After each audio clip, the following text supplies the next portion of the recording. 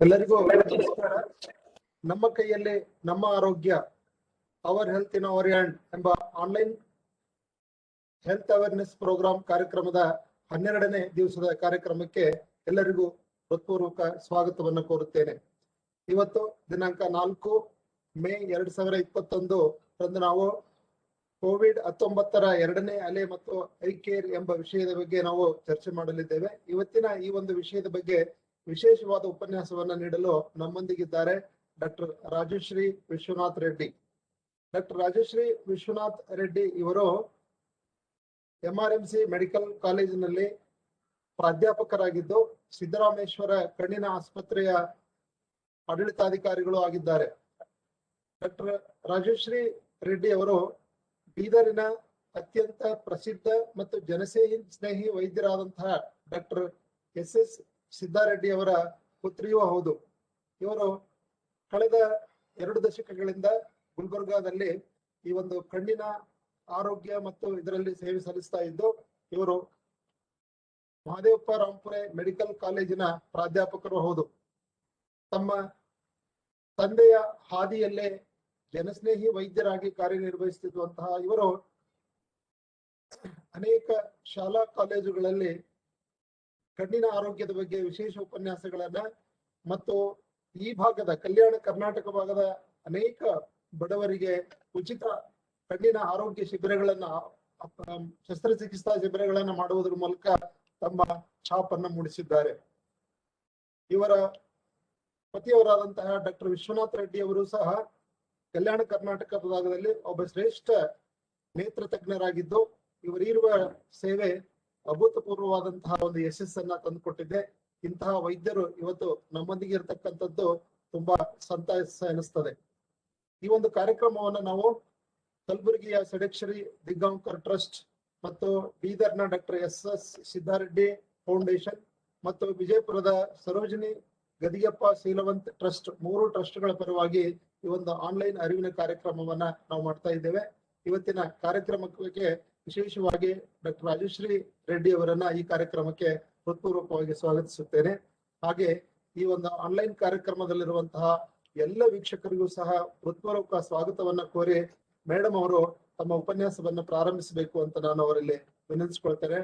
Doctor Rajashree B Reddy ಅವರು.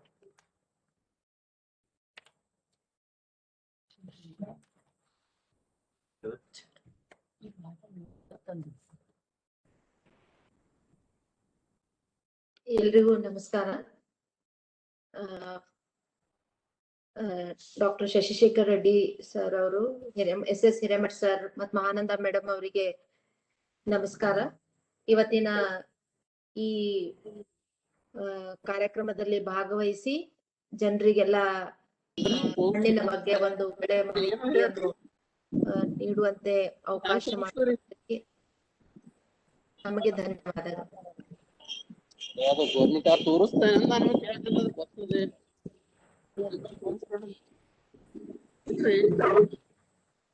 ಒಂದ್ ನಿಮಿಷ ಮಾತಾಡಿ ಮೇಡಮ್. ನಮಸ್ಕಾರ ಎಲ್ರಿಗೂ, ಧನ್ಯವಾದಗಳು ಸರ್. ಇಂತ ಒಂದು ಅವಕಾಶ ಮಾಡಿಕೊಟ್ಟಿದ್ದಕ್ಕೆ ತಮ್ಮೆಲ್ರಿಗೂ ಧನ್ಯವಾದಗಳನ್ನು ಹೇಳಿ ನಾನು ನನ್ನ ಇವತ್ತಿನ ಉಪನ್ಯಾಸವನ್ನು ಶುರು ಮಾಡ್ಬೇಕಂತ ಇಚ್ಛಿಸ್ತೀನಿ. ಈಗ ಕೋವಿಡ್-19 ಅಂತೂ ಬಹಳ ಅತಿ ವೇಗದಿಂದ ಎಲ್ಲಾ ಕಡೆ ಹರಡ್ತಾ ಇದೆ. ಇಂಥ ಈ ಸಂದರ್ಭದಲ್ಲಿ ನಾವು ಕೋವಿಡ್-19 ಬಗ್ಗೆ ಎಷ್ಟು ಮಾತಾಡಿದ್ರು ಅದು ಕಡಿಮೆನೆ. ಹಾಗಾಗಿ ನಾನು ಹಿರೇಮಠ್ ಸರ್ಗೆ ನಾನು ಕೇಳ್ಕೊಂಡೆ, ಸರ್ ಆದಷ್ಟು ಡಿಸ್ಕಷನ್, ಈಗ ನಮ್ಗೆ ಸಾಕಷ್ಟು ಜನರಲ್ಲಿ ತೊಂದರೆ ಆಗ್ತಾ ಇದೆ, ಆಕ್ಸಿಜನ್ ಕೊರತೆ ಇದೆ, ರೆಮಿಡಿಸಿವಿರ್ ಕೊರತೆ ಇದೆ, ಬೆಡ್ಗಳ ತೊಂದರೆ ಇದೆ, ಎಷ್ಟೋ ಜನರು ಈ ಅನಾನುಕೂಲತೆಯಿಂದ ಬಹಳಷ್ಟು ಜನರು ತೊಂದರೆಗೊಳಗಾಗ್ತಾ ಇದ್ದಾರೆ. ಇಂಥ ಒಂದು ಸಮಯದಲ್ಲಿ ನಾವು ಹೆಚ್ಚಾಗಿ ಕೋವಿಡ್-19 ಬಗ್ಗೆನೆ ಉಪನ್ಯಾಸದಲ್ಲಿ ಡಿಸ್ಕಷನ್ ಅನ್ನು ಮುಂದುವರ್ಸೋಣ ಅಂತ ಸರ್ಗೆ ನಾನು ಕೇಳ್ಕೊಂಡೆ. ಆದ್ರೂ ಕೂಡ ಸರ್ ಆ ಒಂದು ಕಂಟಿನ್ಯೂ ಆಗಿ ನಡೀತಿರುವಂತಹ ಒಂದು ಉಪನ್ಯಾಸಗಳ ಮಧ್ಯದಲ್ಲಿ ಕೋವಿಡ್-19 ಇಂಥ ಸಂದರ್ಭದಲ್ಲಿ ನಾವು ಕಣ್ಣಿನ ಕಾಳಜಿಯನ್ನು ನಾವು ಯಾವ ತರ ಮಾಡ್ಬೇಕು, ಈಗ ಜನರಿಗೆ ಅನ್ಸ್ತಿರ್ಬೇಕು, ನಮ್ಗೆಲ್ಲ ಎಲ್ರು ಮನೆಯಲ್ಲಿ, ಈಗ ಯಾರ ಮನೇಲಿ ಕೇಳಿದ್ರು ನಾವು ನಮ್ಮ ಮನೆಯಲ್ಲಿ ಇಷ್ಟ ಜನ ಪಾಸಿಟಿವ್ ಇದ್ದಾರೆ, ಇಷ್ಟ ಜನ ಅಡ್ಮಿಟ್ ಇದ್ದಾರೆ ಅಂತ ಹೇಳ್ತಾ ಇದ್ದಾರೆ. ಇಂತ ಒಂದು ಸಂದರ್ಭದಲ್ಲಿ ಕೂಡ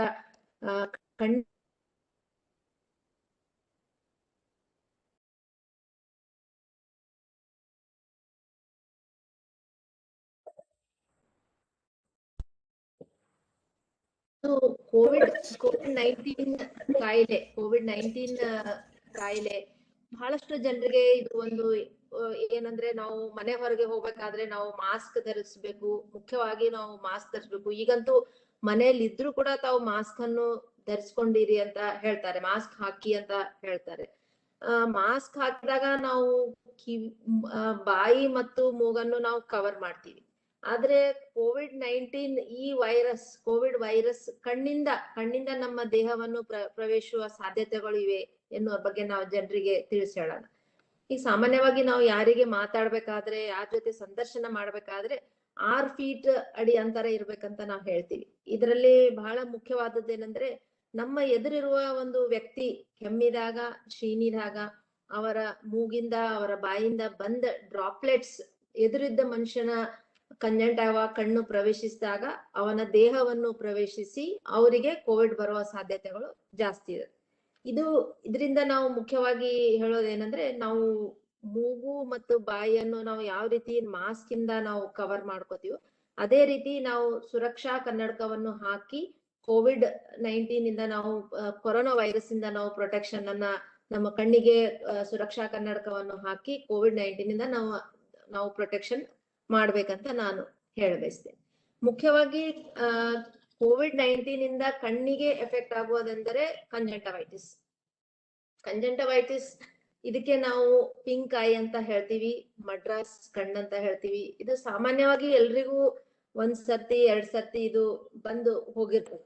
ಸಾಮಾನ್ಯವಾಗಿ ನಾವು 1 ವರ್ಷದ ಕೆಳಗೆ ಕಂಜಂಟವೈಟಿಸ್ ಆಗಿರ್ತದೆ, 3 ಇಯರ್ಸ್ 4 ಇಯರ್ಸ್ ಕೆಳಗೆ ಕಂಜಂಟವೈಟಿಸ್ ಆಗಿರ್ತದೆ. ಸೊ ಇದು ಕಂಜಂಟವೈಟಿಸ್ ನಮ್ಗೆ ಮೊದ್ಲೇ ನೋಡಿದಾಗ ಕಂಜಂಟವೈಟಿಸ್ಗೆ ಕಾಮನ್ ಕಾಸ್ ಅಂದ್ರೆ ನಾವು ಎಡಿನೋ ವೈರಸ್ ಅಂತ ಹೇಳ್ತಿದ್ವಿ. ಎಡಿನೋ ವೈರಲ್ ಕಂಜಂಟವೈಟಿಸ್ ಇದು ಬಹಳ ಮೈಲ್ಡ್ ಆಗಿ ಬರ್ತಿತ್ತು. ಒಂದು 5 to 7 ಡೇಸ್ ಕಣ್ ಕೆಂಪಾಗೋದು, ಕಣ್ಣಲ್ಲಿ ಇರಿಟೇಷನ್, ಕಣ್ಣಲ್ಲಿ ಕಂಟಿನ್ಯೂ ಆಗಿ ನೀರ್ ಬರೋದು, ಕಣ್ಣಲ್ಲಿ ಪಿಚ್ ಬರೋದು, ಬೆಳಗ್ಗೆ ಎದ್ದಾಗ ಕಣ್ಣು ಮೆತ್ತೆ ಹಾಕೋದು, ಕಣ್ಣಲ್ಲಿ ಉರಿ, ಇದೆಲ್ಲ ಸಾಮಾನ್ಯವಾಗಿ ಕಾಣಿಸ್ಕೋತಿತ್ತು. ಇದಕ್ಕೆ ಮುಖ್ಯವಾದ ಕಾರಣ ಅಂದ್ರೆ ಅಡಿನೋ ವೈರಸ್ ಕಂಜಂಟವೈಟಿಸ್. ಆದ್ರೆ ಈಗ ನಮ್ಗೆ ಹಾಸ್ಪಿಟಲ್ ನಲ್ಲಿ ನಾವು OPD ಪೇಷಂಟ್ ಅಲ್ಲಿ 1 ಪೇಷಂಟ್ ಅಥವಾ 2 ಪೇಷಂಟ್ ಅಥವಾ 4-5 ಪೇಷಂಟ್ಗೆ ಕಂಜಂಟವೈಟಿಸ್ ನೋಡಿದಾಗ ನಮ್ಗೆ ತಕ್ಷಣ ಏನ್ ಅನ್ಸುತ್ತೆ, ಈ ಪೇಷಂಟ್ಗೆ ಮೊದಲೇ ಸಿಂಪ್ಟಮ್ ಕೋವಿಡ್ ಇರ್ಬೋದೇನು, ಕೊರೋನಾ ವೈರಸ್ ಇಂದ ಇನ್ಫೆಕ್ಷನ್ ಇರ್ಬೋದೇನೋ ಅಂತ ನಾವು ನಮ್ ಪೇಷಂಟ್ಗೆ ಹೇಳ್ತೀವಿ. ನಿಮ್ಗೆ ಕಂಜಂಟವೈಟಿಸ್ ಇದೆ, ಇದು ಒಂದೊಂದ್ ಸರ್ತಿ ಕೋವಿಡ್ ವೈರಸ್ ಇದು ಮೊದಲೇ ಲಕ್ಷಣ, ಇದು ಕಂಜಂಟವೈಟಿಸ್ ನಿಮ್ಗೆ ಆಗಿದೆ, ನೀವು ಕೋವಿಡ್ ಟೆಸ್ಟ್ ಮಾಡಿಸ್ಕೊಳ್ಳಿ ಅಂತ ನಾವು ಬಹಳಷ್ಟು ಪೇಷಂಟ್ಸಿಗೆ ನಾವು ತಿಳಿಸಿ ಹೇಳ್ತೀವಿ. ನಿಮ್ಗೆ ಜ್ವರ ಇಲ್ಲ, ನೆಗಡಿ ಕೆಮ್ಮಿಲ್ಲ, ಮೈಕೈ ನೋವಿಲ್ಲ, ಆದ್ರೂ ಕೂಡ ಕಣ್ಣಿಗೆ ಮೊದ್ಲೇದಾಗಿ ಬಂದಿರೋದು ಇದು ಕಣ್ಣಿಗೆ ಕಂಜಂಟವೈಟಿಸ್. ಸೊ ಈ ಒಂದು ಸಿನೇರಿಯೋ ಅಲ್ಲಿ ನಾವು ಫಸ್ಟ್ ಕಂಜಂಟವೈಟಿಸ್ ಪೇಷಂಟ್ ನೋಡಿದ ತಕ್ಷಣ ಕೋವಿಡ್ ಇದೆ ಅನ್ನುವಂತ, ಯಾಕಂದ್ರೆ ಇದು ಪ್ಯಾಂಡಮಿಕ್ ಇದೆ, ಎಲ್ಲಾ ಕಡೆ ಕೊರೋನಾ ವೈರಸ್ ಬಹಳ ವೇಗ ರೀತಿಯಿಂದ ಹರಡ್ತಾ ಇದೆ, ಕೊರೋನಾ ವೈರಸ್ ಟೆಸ್ಟಿಂಗ್ ನೀವು ಮಾಡಿಸ್ಕೋಬೇಕು, RT-PCR ನೀವು ಮಾಡಿಸ್ಕೋಬೇಕಂತ ನಾವು ಪೇಷಂಟ್ಗೆ ತಿಳಿಸಿ ಹೇಳ್ತೀವಿ.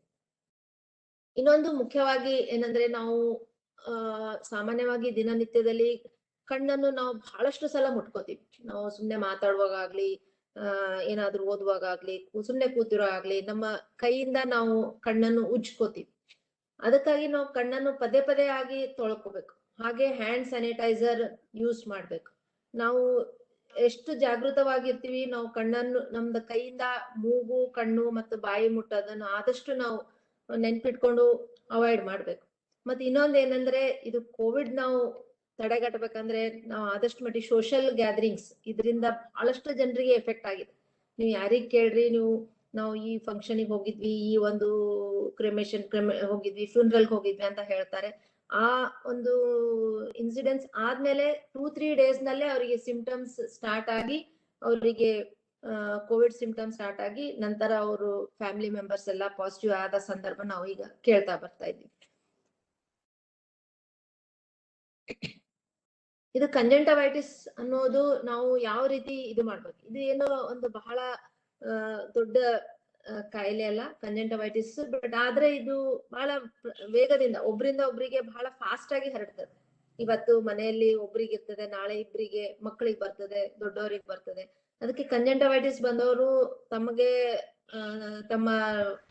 ಈ ಲಾಕ್ಡೌನ್ ಸಮಯದಲ್ಲಿ ನೇತ್ರ ತಜ್ಞರ ಹತ್ರ ಅವರಿಗೆ ವಿಸಿಟ್ ಮಾಡ್ಲಿಕ್ಕೆ ಸಾಧ್ಯವಿಲ್ಲವಾದ್ರೆ ಅವರು ಫೋನಿನ ಮೂಲಕ ಸೂಕ್ತವಾದ ಒಂದು ಡ್ರಾಪ್ಸ್ ಆಗ್ಲಿ ಟ್ಯಾಬ್ಲೆಟ್ಸ್ ಆಗ್ಲಿ ಕೇಳ್ಕೊಂಡು ಕರೆಕ್ಟ್ ಆಗಿ ಆಂಟಿಬಯೋಟಿಕ್ ಡ್ರಾಪ್ಸ್ ಮತ್ತೆ ಟ್ಯಾಬ್ಲೆಟ್ಸ್ ತಗೊಂಡಾಗ 5 to 7 days ನಲ್ಲಿ ಕಂಜಂಕ್ಟಿವೈಟಿಸ್ ಪೂರ್ಣವಾಗಿ ವಾಸಿ ಆಗ್ತದೆ. ಹಾಗೆ ಅವರು ತಾವು ಯೂಸ್ ಮಾಡುವಂತ ಕರ್ಚೀಫ್, ಟಾವೆಲ್ ಅಥವಾ ನ್ಯಾಪ್ಕಿನ್ ಸಪರೇಟ್ ಆಗಿ ಇಡ್ಬೇಕು. ಪಿಲ್ಲೋ ಕವರ್ಸ್ ಕೂಡ ಸಪರೇಟ್ ಆಗಿ ಇಡ್ಬೇಕು. ರಿಮೋಟ್, ಇವನ್ ನಾವು ರಿಮೋಟ್ ಶೇರ್ ಮಾಡ್ತೀವಿ. ಟೇಬಲ್ ಚೇರ್ಸ್ ಎಲ್ಲ ನಾವು ಒಬ್ರು ಟಚ್ ಮಾಡಿದ ತಕ್ಷಣ ಇನ್ನೊಬ್ರು ಟಚ್ ಮಾಡ್ತೀವಿ. ಹೀಗಾಗಿ ಫಾಸ್ಟ್ ಕಂಜಂಕ್ಟಿವೈಟಿಸ್ ಒಬ್ರಿಂದ ಒಬ್ರಿಗೆ ಸ್ಪ್ರೆಡ್ ಆಗುತ್ತೆ. ನಾವು ಆತರ ಕೇರ್ ತಗೊಂಡು ನಾವು ಒಂದ್ ಪೇಷಂಟ್ ಗೆಲ್ಲ ಹೇಳ್ತೀವಿ, ನಿಮ್ ಕಂಜಂಕ್ಟಿವೈಟಿಸ್ ಕೇರ್ ತಗೋಬೇಕು, ಇಲ್ಲಾಂದ್ರೆ ತುಂಬಾ ಫಾಸ್ಟ್ ಆಗಿ ಸ್ಪ್ರೆಡ್ ಆಗ್ತದೆ ಅಂತ ಹೇಳಿ.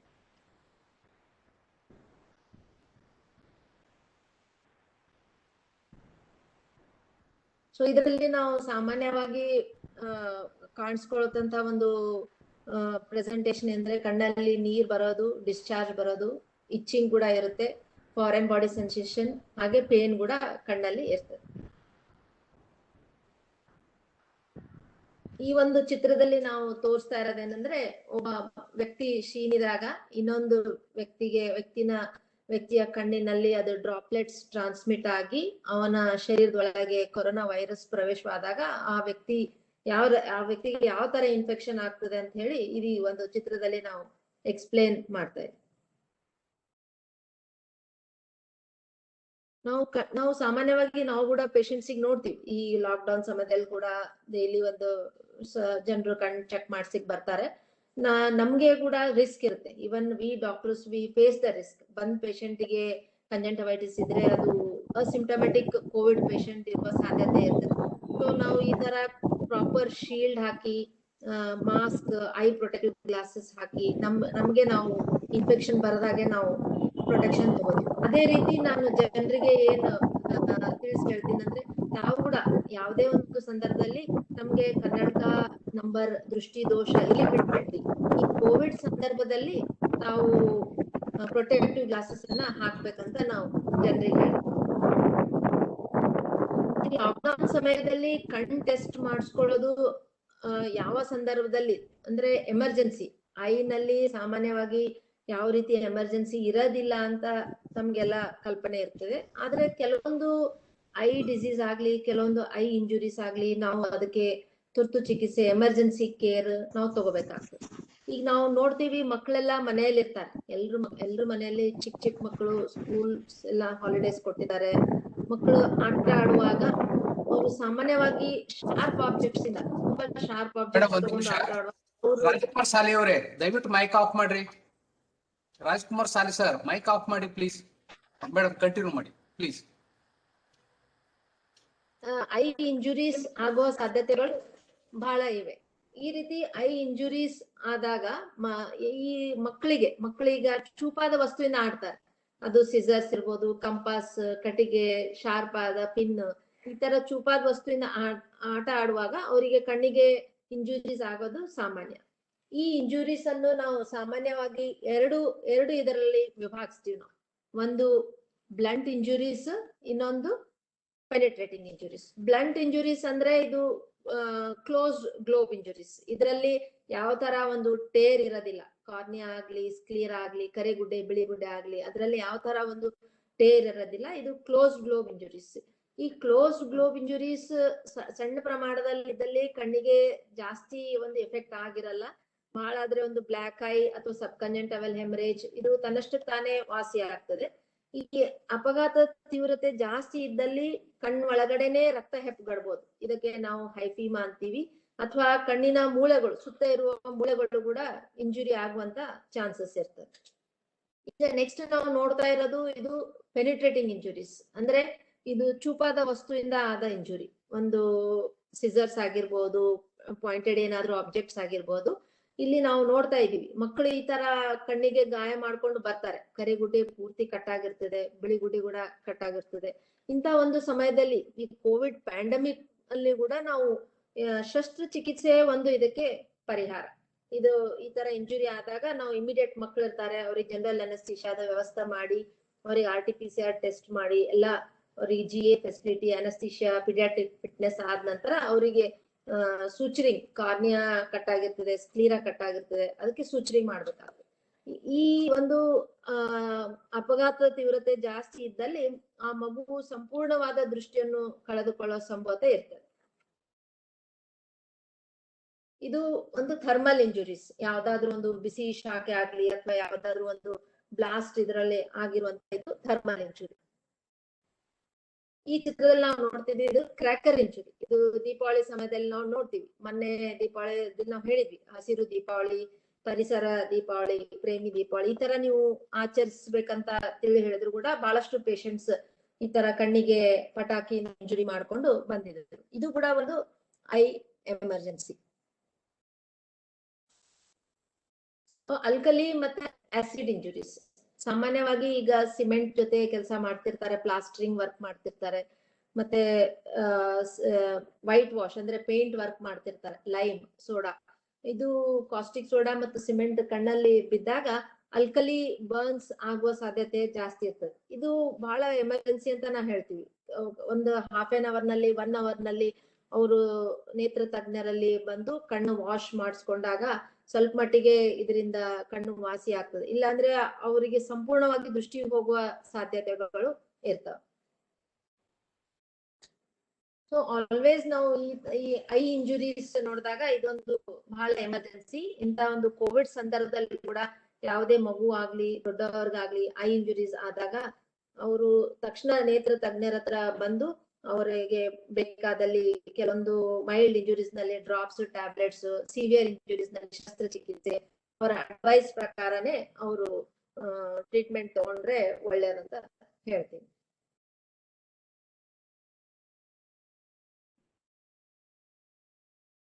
ಇನ್ನೊಂದು ಏನಂದ್ರೆ ಇಂಜುರೀಸ್ ಅಟ್ ವರ್ಕ್ ಪ್ಲೇಸ್. ಬಹಳಷ್ಟು ಜನ ಈಗ ಸ್ಟೋನ್ ಕಟಿಂಗ್ ನಲ್ಲಿ ಇರ್ತಾರೆ, ವುಡ್ ಕಟಿಂಗ್, ಹೊಲದಲ್ಲಿ ಕೆಲಸ ಮಾಡ್ತಿರ್ತಾರೆ ರೈತರು, ಅವರಿಗೆ ಥಾರ್ನ್ ಇಂಜುರೀಸ್ ಆಗ್ತದೆ, ರಾಡ್ ಇಂದ ಇಂಜುರೀಸ್ ಆಗುವ ಸಾಧ್ಯತೆಗಳು ಇರ್ತಾವ. ಕೆಲವೊಂದ್ಸಲ ನಾವು ನೋಡ್ತೀವಿ ಬ್ಲಾಸ್ಟ್ ಇಂಜುರೀಸ್. ಬ್ಲಾಸ್ಟ್ ಇಂಜುರೀಸ್ ಅಲ್ಲಿ ಕಣ್ಣು ಇದು ಬಹಳ ಒಂದು ಸೂಕ್ಷ್ಮವಾದ ಅಂಗ.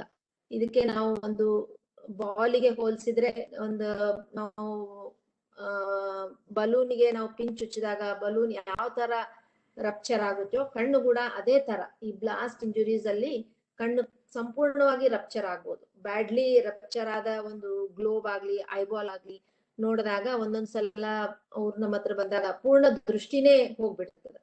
ಇನ್ನೊಂದು ಏನಂದ್ರೆ ವೆಲ್ಡಿಂಗ್ ನಲ್ಲಿ ಬಹಳಷ್ಟು ಜನರಿಗೆ ಚಿಕ್ಕ ಚಿಕ್ಕ ಫಾರಿನ್ ಬಾಡೀಸ್ ಅದು ಕಣ್ಣಲ್ಲಿ ಸೇರ್ಕೋತದೆ. ಮೆಟಾಲಿಕ್ ಫಾರಿನ್ ಬಾಡೀಸ್, ಕಬ್ಬಿಣ ಚೂರು ಕರೆಗುಡ್ಡೆ ಮೇಲೆ ಸೇರ್ಕೋತದೆ. ಈಗ ಲಾಕ್ಡೌನ್ ಸಮಯದಲ್ಲಿ ಏನ್ ಮಾಡ್ತಾರೆ, ಈ ಫಾರಿನ್ ಬಾಡೀಸ್ ಅನ್ನ ಬಹಳಷ್ಟು ಪೇಷಂಟ್ಸ್ ಅವರಿಗೆ ಇಲ್ಲಿ ಬರ್ಲಿಕ್ಕೆ ಟ್ರಾನ್ಸ್ಪೋರ್ಟೇಶನ್ ಇರೋದಿಲ್ಲ, ಅಥವಾ ಹಳ್ಳಿಯಲ್ಲಿ ನೇತ್ರ ತಜ್ಞರ ಹತ್ರ ಹೋಗ್ಬೇಕಾದ್ರೆ ಫೆಸಿಲಿಟಿ ಇರೋದಿಲ್ಲ, ಅವರು ತಾವೇ ಅದನ್ನು ತೆಗಿಲಿಕ್ಕೆ ಪ್ರಯತ್ನ ಮಾಡ್ತಾರೆ. ಇಲ್ಲ ಮನೆಯಲ್ಲಿ ಯಾರಾದ್ರೂ ಒಂದು ಕಾಟನ್ ಇಂದ ಒಂದು ಟಾವೆಲ್ ಇದರಿಂದ ತೆಗಿಯಕ್ಕೆ ಪ್ರಯತ್ನ ಮಾಡ್ತಾರೆ.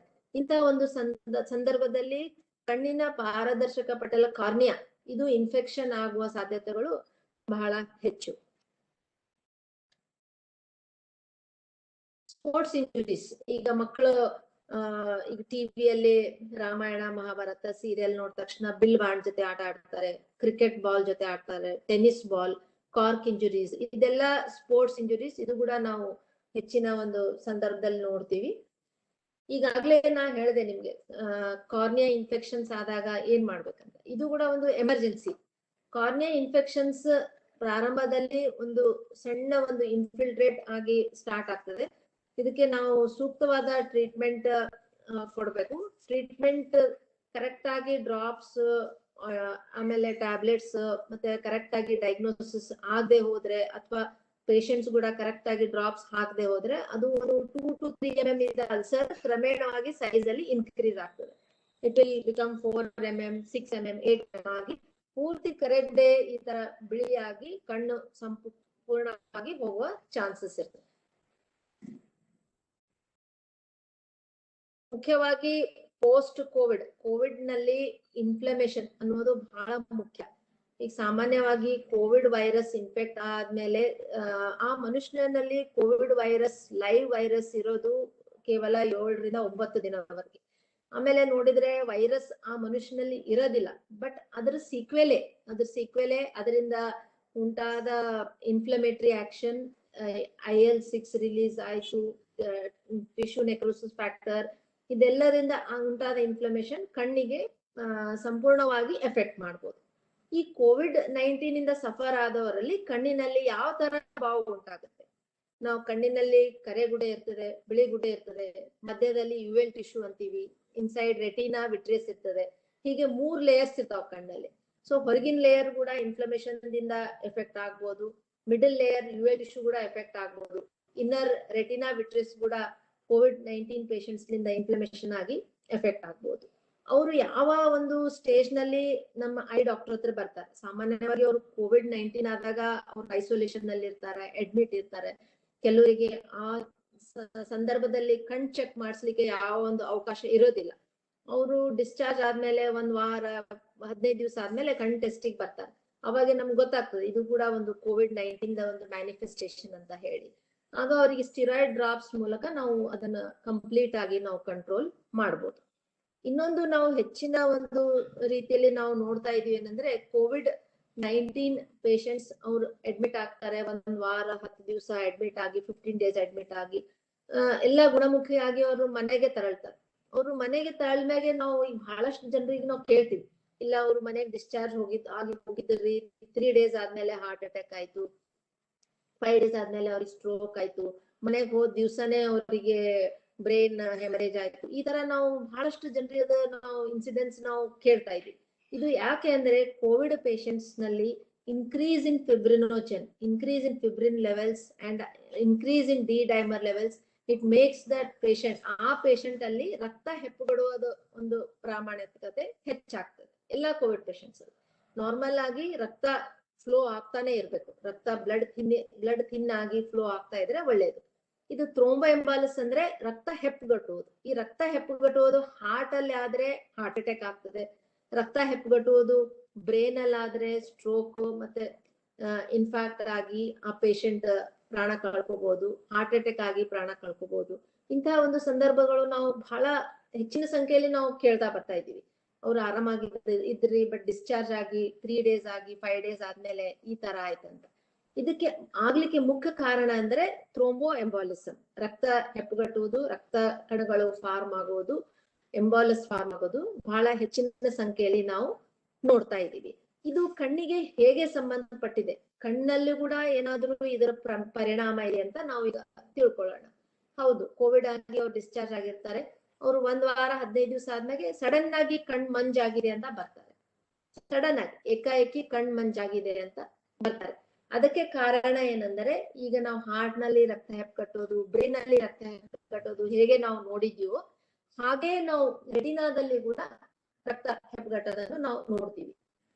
ಈಗ ನಾವು ಚಿತ್ರ ತೋರಿಸ್ತಾ ಇರೋದು ಇದು ರೆಟಿನಾ ಪಿಕ್ಚರ್. ಇದು this is normal human retina.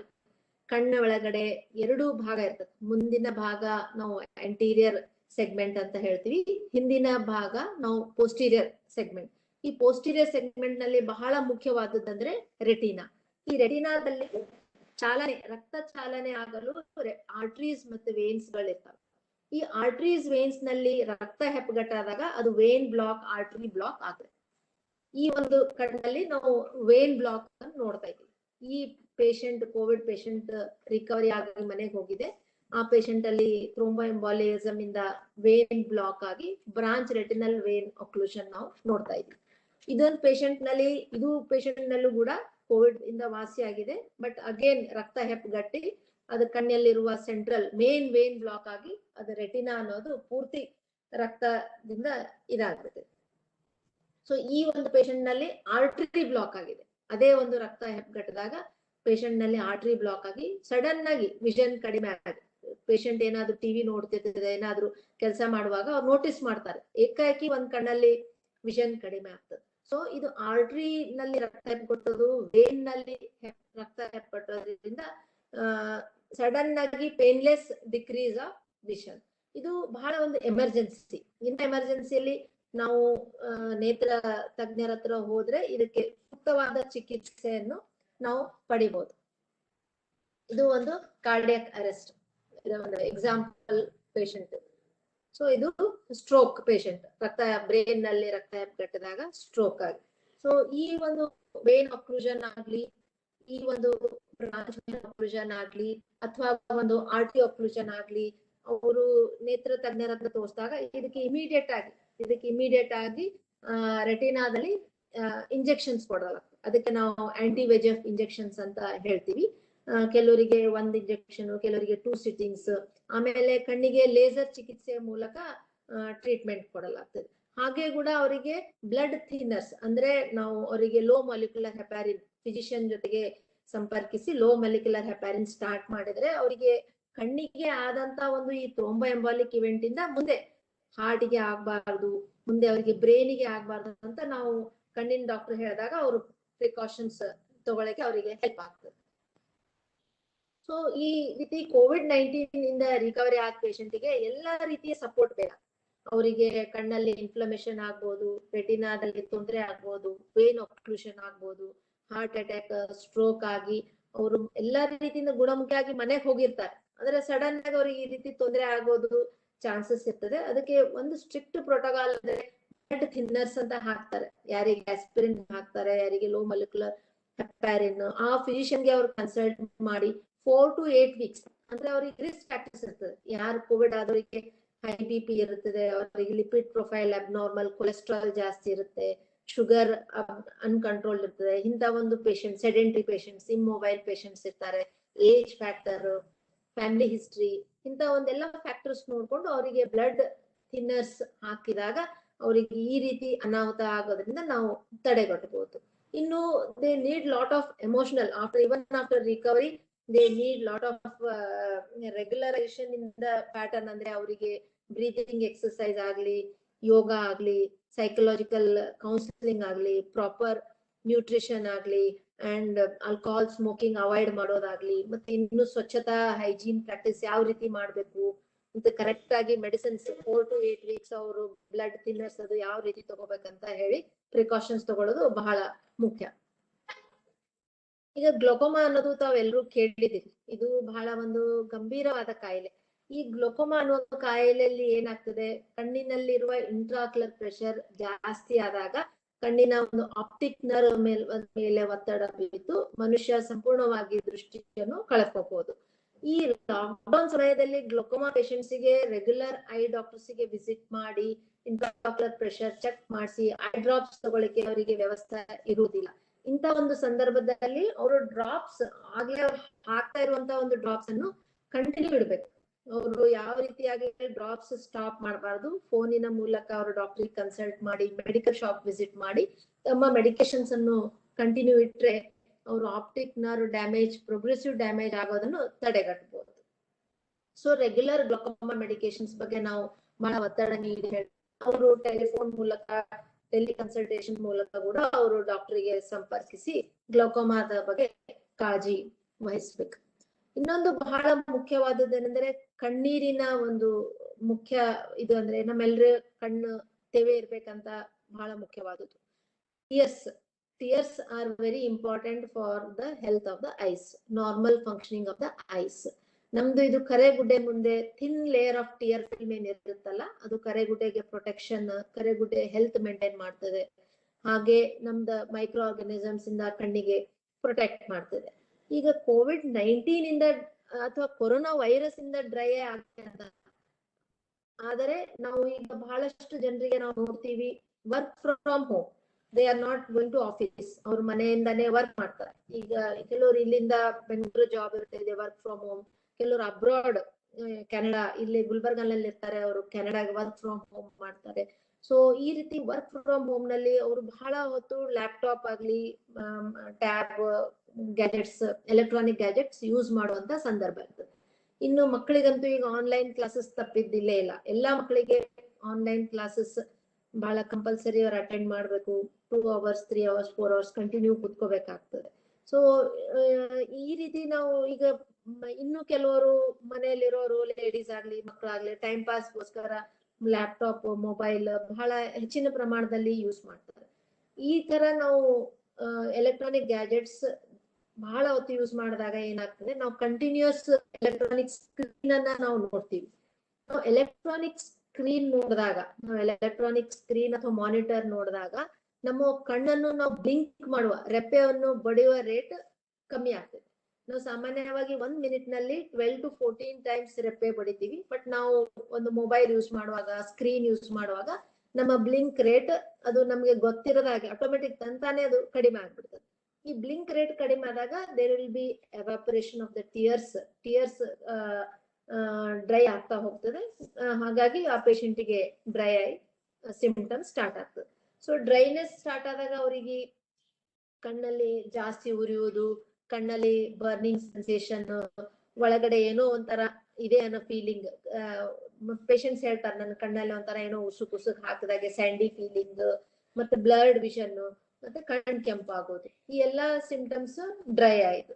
So ಈ ಡ್ರೈ ಐ ಸಿಂಪ್ಟಮ್ಸ್ ಗೆ ನಾವು ಕಂಡು ಹಿಡಿದು ನಾವು ಅವರಿಗೆ ಹೇಳ್ತೀವಿ, ನೀವು ಕಂಟಿನ್ಯೂಸ್ ವರ್ಕ್ ಮಾಡಿದಾಗ ನೀವು ಇನ್ ಬಿಟ್ವೀನ್ ಬ್ರೇಕ್ಸ್ ತಗೊಳ್ಳಿ ಅಂತ. ಇದಕ್ಕೆ ಕಾಮನ್ ಆಗಿ ನಾವು ಹೇಳೋದು rule of 20-20-20. Every 20 minutes electronic gadgets ನಾವು ಯೂಸ್ ಮಾಡಿದಾಗ 20 seconds we need to take rest and look far away things at the 20 feet. So 20 minutes work ಆದ್ಮೇಲೆ 20 seconds break and ಒಂದು ಡಿಸ್ಟೆನ್ಸ್ ಆಗಿರೋ 20 feet ಡಿಸ್ಟೆನ್ಸ್ ಇರೋ ವಸ್ತುವನ್ನು ನಾವು ನೋಡಿ ಗ್ಯಾಪ್ ಮಾಡಿ ನಂತರ ಮತ್ತೆ ಕಂಟಿನ್ಯೂ ವರ್ಕ್ ಮಾಡ್ಬೋದು. ಮತ್ ನಮ್ ಪೇಷಂಟ್ಸ್ ಬರ್ತಾ ಇರ್ತಾರೆ, ಅವ್ರು ಹೇಳ್ತಾರೆ ಇಲ್ಲ ರೀ ನಾವು ಬ್ಯಾಂಕ್ ಅಲ್ಲಿ ವರ್ಕ್ ಮಾಡ್ತೀವಿ, 8 hours 10 hours ಕಂಟಿನ್ಯೂ ಇರ್ತದೆ, ನಾವು ಗೌರ್ಮೆಂಟ್ ಆಫೀಷಿಯಲ್ಸ್ ಇದ್ದೀವಿ, ಕಂಪ್ಯೂಟರ್ ವರ್ಕ್, ಈ ತರ 8-10 hours ವರ್ಕ್ ಇರೋರಿಗೆ ಪ್ರತಿ ಗಂಟೆಗೊಮ್ಮೆ ಅವರು ಬ್ರೇಕ್ ತಗೊಂಡು ಒಂದು 5 minutes ಬ್ರೇಕ್ ತಗೊಂಡು ನಾವು ಕೊಟ್ಟಂತ ಲೂಬ್ರಿಕೇಟಿಂಗ್ ಐ ಡ್ರಾಪ್ಸ್ ಹಾಕಿ ರೆಸ್ಟ್ ಮಾಡಿ ಮತ್ತೆ ಕಂಟಿನ್ಯೂ ವರ್ಕ್ ಮಾಡಕ್ಕೆ ಹೇಳ್ತೀವಿ. ಮತ್ತೆ ಎಂಡ್ ಆಫ್ ದ ಡೇ ಅವರು ಮಲಗುವ ಮುಂಚೆ ಇಷ್ಟು ಟೈರ್ಡ್ ಫೀಲಿಂಗ್, ಡ್ರೈ ಫೀಲಿಂಗ್ ಬರುತ್ತೆ, ಅವ್ರಿಗೆ ನಿದ್ದೆ ಮಾಡ್ಬೇಕಂದ್ರು ಕಣ್ಣಲ್ಲಿ ನೋವೇ ಇರ್ತದೆ. ಆ ಒಂದು ಸಂದರ್ಭದಲ್ಲಿ ನಾವು ಕಾಟನ್ ಇದು ಮಾಡಿ ನೀರಲ್ಲಿ ತೋಯಿಸಿ ಕಣ್ಣಿನ ಮೇಲೆ ಇಟ್ಕೊಳ್ಳಕ್ಕೆ ಹೇಳ್ತೀವಿ. ಅದಕ್ಕೆ ನಾವು use of lubricating eye drops ಅಂತ ಕೊಡ್ತೀವಿ. CMC 1%, ಕಾರ್ಬಾಕ್ಸಿಮಿಥೈಲ್ ಸೆಲ್ಲೋಸ್ 1% eye drops. ಇದರಲ್ಲಿ ಪ್ರಿಸರ್ವೇಟಿವ್ ಫ್ರೀ ಐ ಡ್ರಾಪ್ಸ್ ಕೂಡ ಅವರು ಯೂಸ್ ಮಾಡಿದ್ರೆ ರಿಲೀಫ್ ಸಿಗ್ತದೆ.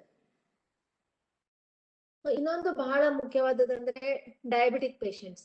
ಈ ಲಾಕ್ಡೌನ್ ನಲ್ಲಿ ನಾವು ನೋಡ್ತಾ ಇದೀವಿ, ಬಹಳಷ್ಟು ಡಯಾಬಿಟಿಕ್ ಪೇಷಂಟ್ಸ್ ಗೆ ಶುಗರ್ ಕಂಟ್ರೋಲ್ ಮಾಡೋದು ಬಹಳ ಕಷ್ಟ ಅನಿಸ್ತಾ ಇದೆ. ಅವರಿಗೆ ಒಂದನೇದಂದ್ರೆ ಮನೆಯಲ್ಲೇ ಇರೋದು, ಊಟ ಮಾಡೋದು ಮನೆಯಲ್ಲೇ ಇರೋದು, ಇಲ್ಲಿ ಹೊರಗಡೆ ಹೋಗಂತೆ ಇಲ್ಲ, ವಾಕ್ ಹೋಗಂತೆ ಇಲ್ಲ, ಎಕ್ಸರ್ಸೈಸ್ ಜಿಮ್ ಹೋಗಂತೆ ಇಲ್ಲ, ಯೋಗ ಹೋಗಂತೆ. ಸೊ ಮನೆಯಲ್ಲಿ ಕುತ್ಕೊಂಡು ಅವರಿಗೆ ಒಂದು ಆಕ್ಟಿವಿಟಿ ಕಡಿಮೆ, ತಿನ್ನೋದು ಜಾಸ್ತಿ, ಮತ್ತೆ ಸೆಡೆಂಟ್ರಿ ಲೈಫ್ ಸ್ಟೈಲ್. ಇನ್ನೊಂದು ಮುಖ್ಯವಾದದ್ದು ಏನಂದ್ರೆ stress factor. Corona daily news ನಲ್ಲಿ ನೋಡಿದ ತಕ್ಷಣ ಸ್ಟ್ರೆಸ್ ಆಗಿರೋದು. ಈ ಎಲ್ಲಾ ಫ್ಯಾಕ್ಟರ್ಸ್ ನೋಡಿದ್ರೆ ಬಹಳಷ್ಟು ಜನರಿಗೆ ಡಯಾಬಿಟಿಸ್ ಅನ್ನೋದು ಕಂಟ್ರೋಲ್ ತಪ್ಪಿ ಹೋಗಿದೆ. ಬಹಳಷ್ಟು ಜನ ಪೇಷಂಟ್ಸ್ ಬರ್ತಾರೆ, ನಮ್ದು ಫಾಸ್ಟಿಂಗ್ ಶುಗರ್ 200 ಆಗಿದೆ, ಬೋಸ್ಟ್ರಾಂಡಲ್ ಶುಗರ್ 400 ಇದೆ ಅಂತ ಬರ್ತಾರೆ. ಈ ಡಯಾಬಿಟಿಕ್ ಐ ಡಿಸೀಸ್ ಅನ್ನೋದು ಬಹಳ ಮುಖ್ಯವಾದದ್ದು. ಮನುಷ್ಯ ಶುಗರ್ ಆಗಿ 5 ವರ್ಷ ಆಗಿತ್ತು, ಆ ಪೇಷಂಟಿಗೆ ಶುಗರ್ ಬಂದ್ 10 ವರ್ಷ ಆಗಿತ್ತು, ಶುಗರ್ ಕಂಟ್ರೋಲ್ ನಲ್ಲಿ ಇರ್ಲಿಲ್ಲ, ಅನ್ಕಂಟ್ರೋಲ್ಡ್ ಡಯಾಬಿಟಿಸ್ ಇದ್ದಾಗ ಅವರಿಗೆ ಬಹಳ ಮುಖ್ಯವಾದದಂದ್ರೆ ಪೊರೆ ಬರ್ತದೆ, ಕಡಿಮೆ ಏಜ್ ನಲ್ಲಿ ಪೊರೆ ಬರ್ತದೆ. ಮತ್ತೆ ಅವರಿಗೆ ಗ್ಲೋಕೋಮಾ ಕೂಡ ಹೆಚ್ಚಿನ ಸಂಖ್ಯೆಯಲ್ಲಿ ನಾವು ಡಯಾಬಿಟಿಕ್ ಪೇಷಂಟ್ಸ್ ನಲ್ಲಿ ನೋಡ್ತೀವಿ. ಎಲ್ಲಕ್ಕಿಂತ ಮುಖ್ಯವಾದದಂದ್ರೆ ಡಯಾಬಿಟಿಕ್ ರೆಟಿನೋಪತಿ. ಈಗ ಮತ್ತೆ ನಾವು ರೆಟಿನಾ ನೋಡ್ತಾ ಇದೀವಿ. ಈಗ ಈ ರೆಟಿನಾ ಅನ್ನೋದು ಕಣ್ಣಿನ ಹಿಂದಿರುವ ಒಂದು ನರದಲ್ಲಿ ನಾವು ರೆಟಿನಾದ ಚೇಂಜಸ್ ಅನ್ನು ನಾವು ನೋಡ್ತೀವಿ. ರೆಟಿನಾದಲ್ಲಿ ನಾವು ಫಸ್ಟ್ ಸ್ಟೇಜ್ ಅಲ್ಲಿ ನಾನ್ ಪ್ರಾಲಿಫರೇಟಿವ್ ಡಯಾಬಿಟಿಕ್ ರೆಟಿನೋಪತಿ, ಮತ್ತೆ ಇನ್ನು ಮುಂದುವರೆದ ಸ್ಟೇಜ್ ಅಲ್ಲಿ ಪ್ರಾಲಿಫರೇಟಿವ್ ಮತ್ತೆ ಅಡ್ವಾನ್ಸ್ಡ್ ಡಯಾಬಿಟಿಕ್ ಐ ಅಂತ ನಾವು ಹೇಳ್ತೀವಿ. ಈ ಡಯಾಬಿಟಿಕ್ ಐ ಡಿಸೀಸ್ ಇದ್ದಲ್ಲಿ ಇಂಥ ಒಂದು ಲಾಕ್ಡೌನ್ ಸಮಯದಲ್ಲಿ ಕೂಡ ರೆಟಿನಾದ ಚಿಕಿತ್ಸೆಯನ್ನು ಪಡೆಯೋದು ಉತ್ತಮ.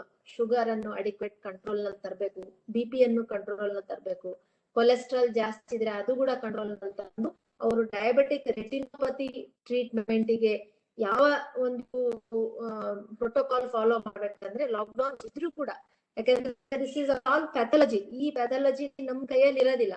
ಈಗ 2 months ಲಾಕ್ಡೌನ್ ಇದೆ, 3 months ಲಾಕ್ಡೌನ್ ಇದೆ ಅಂದ್ರೆ ಅಲ್ಲಿವರೆಗೆ ಇದು ಕಾಯಿಲೆ ಬಹಳಷ್ಟು ಮುಂದುವರೆದಿರ್ತದೆ.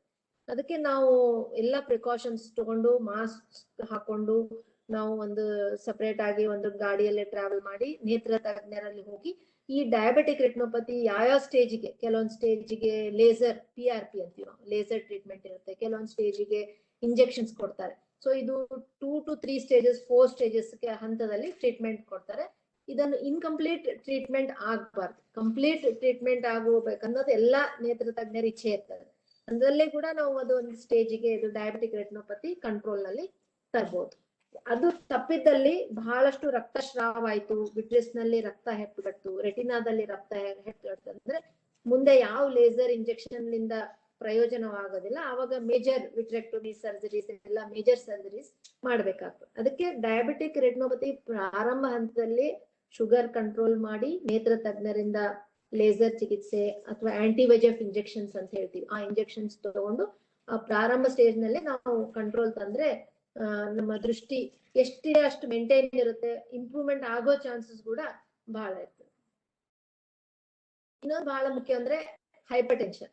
ಈಗ ಬಹಳಷ್ಟು ಜನರಿಗೆ ಬಿಪಿ ಕಾಯಿಲೆ ಅಂತ ಹೇಳ್ತೀವಿ ನಾವು, ರಕ್ತದೊತ್ತಡ. ಬಿಪಿ ಕಾಯಿಲೆ ಅಂದ್ರೆ ಅವರು ತಲೆನೋವು ಅಂತ ನಮ್ಮ ಹತ್ರ ಬರ್ತಾರೆ, ಕಣ್ ಚೆಕ್ ಮಾಡಿ ತಲೆನೋವು ಅಂತ ಬರ್ತಾರೆ. ತಲೆನೋವು ಅಂದಾಗ ನಾವು ಕಣ್ಣೆಲ್ಲ ಟೆಸ್ಟ್ ಮಾಡಿ, ಇಲ್ಲ ನಿಮ್ದು ಕಣ್ಣೆಲ್ಲ ನಾರ್ಮಲ್ ಇದೆ, ನಿಮ್ಗೆ ಕಣ್ಣಿಂದ ತಲೆನೋವು ಇಲ್ಲ, ಆದ್ರೆ ನಾವು ಫಂಡೋಸ್ಕೋಪಿ ನೋಡಿದಾಗ ಹೈಪರ್ ಟೆನ್ಸಿವ್ ನಿಮ್ಗೆ ಬಿಪಿ ಇದೆ ಅಂದ ತಕ್ಷಣ ಅವ್ರು ಇಮಿಡಿಯೇಟ್ ಆಗಿ ಅಗ್ರಿ ಆಗೋದಿಲ್ಲ. ಯಾಕಂದ್ರೆ ಅವರಿಗೆ ಬಿಪಿ ಅಂದ ತಕ್ಷಣ ನನ್ಗೆ ಬಿಪಿ ಬಂತು ಅಂತ ಪೇಷಂಟ್ಸ್ಗೆ ಒಂದು ಇದು. ಆದ್ರೆ ತಲೆನೋವಿಗೆ ಕಾರಣ ಕೆಲವೊಂದು ಸಂದರ್ಭದಲ್ಲಿ ತಲೆನೋವಿಗೆ ಕಾರಣ ಬಿಪಿ ಕಾಯಿಲೆ. ಸೊ ಅದು ಕಣ್ಣಿನ ಒಂದು ಫಂಡೋಸ್ಕೋಪಿ ರೆಟಿನಾ ಎಕ್ಸಾಮಿನೇಷನ್ ಮೂಲಕ ನಾವು ನೇತ್ರ ತಜ್ಞರು ನಾವು ಕಂಡು ಹಿಡಿಬಹುದು. ಆ ಹೈಪರ್ ಟೆನ್ಸಿವ್ ರೆಟಿನೋಪತಿ ಅನ್ನೋ ಚೇಂಜಸ್ ಅನ್ನ ನೋಡಿ ನಾವು ಈ ಪೇಷಂಟ್ಗೆ ಬಿಪಿ ಜಾಸ್ತಿ ಇದೆ ಅಂತ ಹೇಳಿ ನಾವು ಕಂಡು ಹಿಡಿಬಹುದು. ಈ ಹೈಪರ್ ಟೆನ್ಸಿವ್ ರೆಟಿನೋಪತಿಯಲ್ಲಿ ಕೂಡ ವ್ಯಾಸ್ಕ್ಯುಲರ್ ಅಬ್ಸ್ಟ್ರಕ್ಷನ್ಸ್, ಆಗ್ಲೇ ನಾನು ಹೇಳಿದೆ, ಥ್ರೋಂಬೋ ಎಂಬಾಲಿಸಮ್ ಆಗಿ ರಕ್ತ ಹೆಪ್ಪುಗಟ್ಟು ಕಣ್ಣಿನ ದೃಷ್ಟಿ ಕಡಿಮೆ ಆಗೋ ಚಾನ್ಸಸ್ ಇರ್ತದೆ. ಸೊ ಇದೊಂದು ಲೇಸರ್ ಟ್ರೀಟ್ಮೆಂಟ್, ಡಯಾಬಿಟಿಕ್ ಪೇಷಂಟ್ ಒಂದು ಕಂಪ್ಲೀಟ್ ಲೇಸರ್ ಟ್ರೀಟ್ಮೆಂಟ್ ತಗೊಂಡಿದ್ದು ಒಂದು ಚಿತ್ರ. ಇದು ಒಂದು ಇಂಜೆಕ್ಷನ್ಸ್, ಆಂಟಿವೈಜೆಫ್ ಇಂಜೆಕ್ಷನ್ ಅಂತ ಏನ್ ಹೇಳ್ತೀವಿ, ಇದು ಕೂಡ ಒಂದು ಬಹಳ ಅತ್ಯಂತ ಆಧುನಿಕ ಚಿಕಿತ್ಸೆ. ಇದು ಕೂಡ ಡಯಾಬಿಟಿಕ್ ರೆಟಿನೋಪತಿಯಲ್ಲಿ ಹೆಲ್ಪ್ ಆಗ್ತದೆ. ಈಗ COVID-19 ಈ ಸಂದರ್ಭದಲ್ಲಿ ಪೊರೆಗಂತ ಬಹಳಷ್ಟು ಜನ ನಮ್ಮ ಹತ್ರ ಬರ್ತಾರೆ, ಬಂದು ಕಣ್ ಟೆಸ್ಟ್ ಮಾಡ್ಕೋತಾರೆ. ಆದ್ರೆ ಎಲ್ರಿಗೂ ಹೆದರಿಕೆ, ಇಂತ ಒಂದು ಸಂದರ್ಭದಲ್ಲಿ ಪೊರೆಯ ಶಸ್ತ್ರಚಿಕಿತ್ಸೆ ನಾವು ಮಾಡಿಸ್ಕೋಬಹುದಾ, ಹಾಸ್ಪಿಟಲ್ಗೆ ಬಂದ್ ಹೋದ್ಮೇಲೆ ನಮ್ಗೂ ಕೂಡ ಕೋವಿಡ್ ಆಗ್ಬೋದಾ ಅನ್ನುವಂತ ಒಂದು ಇದು. ಆದ್ರೆ ಪೊರೆಯಲ್ಲಿ ಕ್ಯಾಟ್ರಾಕ್ಟ್, ಅದಕ್ಕೆ ಕ್ಯಾಟ್ರಾಕ್ಟ್ ನಲ್ಲಿ ಬಹಳಷ್ಟು ಸ್ಟೇಜಸ್ ಇರ್ತದೆ. ಈಗ ಇಮ್ಮೆಚೂರ್ ಕ್ಯಾಟ್ರಾಕ್ಟ್ ಪೊರೆ ಇನ್ನೂ ಪ್ರಾರಂಭದಲ್ಲಿದೆ, 30-50% ಕ್ಯಾಟ್ರಾಕ್ಟ್ ಇದೆ ಅಂದ್ರೆ ವೇಟ್ ಮಾಡ್ಬೋದು. ಪೇಷಂಟ್ಸ್ ವೇಟ್ ಮಾಡಿ ಇದು ಲಾಕ್ ಡೌನ್ ಮುಗಿದ ನಂತರ ಕೋವಿಡ್ ಪ್ರಮಾಣ ಕಡಿಮೆ ಆದ ನಂತರ ಅವರು ಶಸ್ತ್ರಚಿಕಿತ್ಸೆ ಒಳಗಾಗ್ಬೋದು. ಇಲ್ಲ ಕೆಲವೊಂದು ಸ್ಟೇಜ್ ನಲ್ಲಿ ನಾವು ಮೆಚ್ಯೂರ್ ಕ್ಯಾಟ್ರಾಕ್ಟ್ ಅಂತ ನೋಡ್ತೀವಿ, ಪೊರೆ ಪೂರ್ತಿ ಹಣ್ಣಾಗಿರ್ತದೆ ಎರಡೂ ಕಣ್ಣಲ್ಲಿ. ಈಗ ಆಲ್ರೆಡಿ ಲಾಸ್ಟ್ 1 year ಇಂದ ಬಹಳಷ್ಟು ಜನರಿಗೆ ಕಣ್ಣಿನ ಪೊರೆ ಶಸ್ತ್ರಚಿಕಿತ್ಸೆ ಮಾಡಿಸ್ಲಿಕ್ಕೆ ಆಗದೆ ಹೋಗಿ ಪೊರೆ ಹಾರ್ಡ್ ಆಗಿ ಪೊರೆ ಮೆಚ್ಯೂರ್ ಆದಾಗ ಅಂತ ಒಂದು ಕಣ್ಣಿನಲ್ಲಿ ಗ್ಲೋಕೋಮಾ ಕೂಡ ಡೆವಲಪ್ ಆಗ್ತದೆ. ಪೊರೆ ಯಾವಾಗ ಹೈಪರ್ ಮೆಚ್ಯೂರ್ ಆಗ್ತದೆ ಅವಾಗ ಸೆಕೆಂಡರಿ ಗ್ಲೋಕೋಮಾ ಆಗಿ ಪ್ರೆಷರ್ ಜಾಸ್ತಿ ಆಗಿ ಕಣ್ಣಿನಲ್ಲಿ ಪೇನ್ ಸ್ಟಾರ್ಟ್ ಆಗುವ ಸಾಧ್ಯತೆಗಳು ಇರ್ತವೆ. ಅಂತ ಒಂದು ಇದ್ರಲ್ಲಿ ನಾವು ಹೇಳ್ತೀವಿ, ನಿಮ್ಗೆ ಎಲ್ಲ ಒಂದು ಪ್ರಿಕಾಷನ್ಸ್ ತಗೊಂಡು ನಿಮ್ಗೆ ಏನು ತೊಂದರೆ ಆಗದಾಗೆ ಎಲ್ಲ ಅಸೆಪ್ಟಿಕ್ ಪ್ರಿಕಾಷನ್ಸ್ ತಗೊಂಡು ನಾವು ಶಸ್ತ್ರಚಿಕಿತ್ಸೆಯನ್ನು ಮಾಡ್ಬೋದು ಅಂತ ನಾವು ಹೇಳ್ತೀವಿ.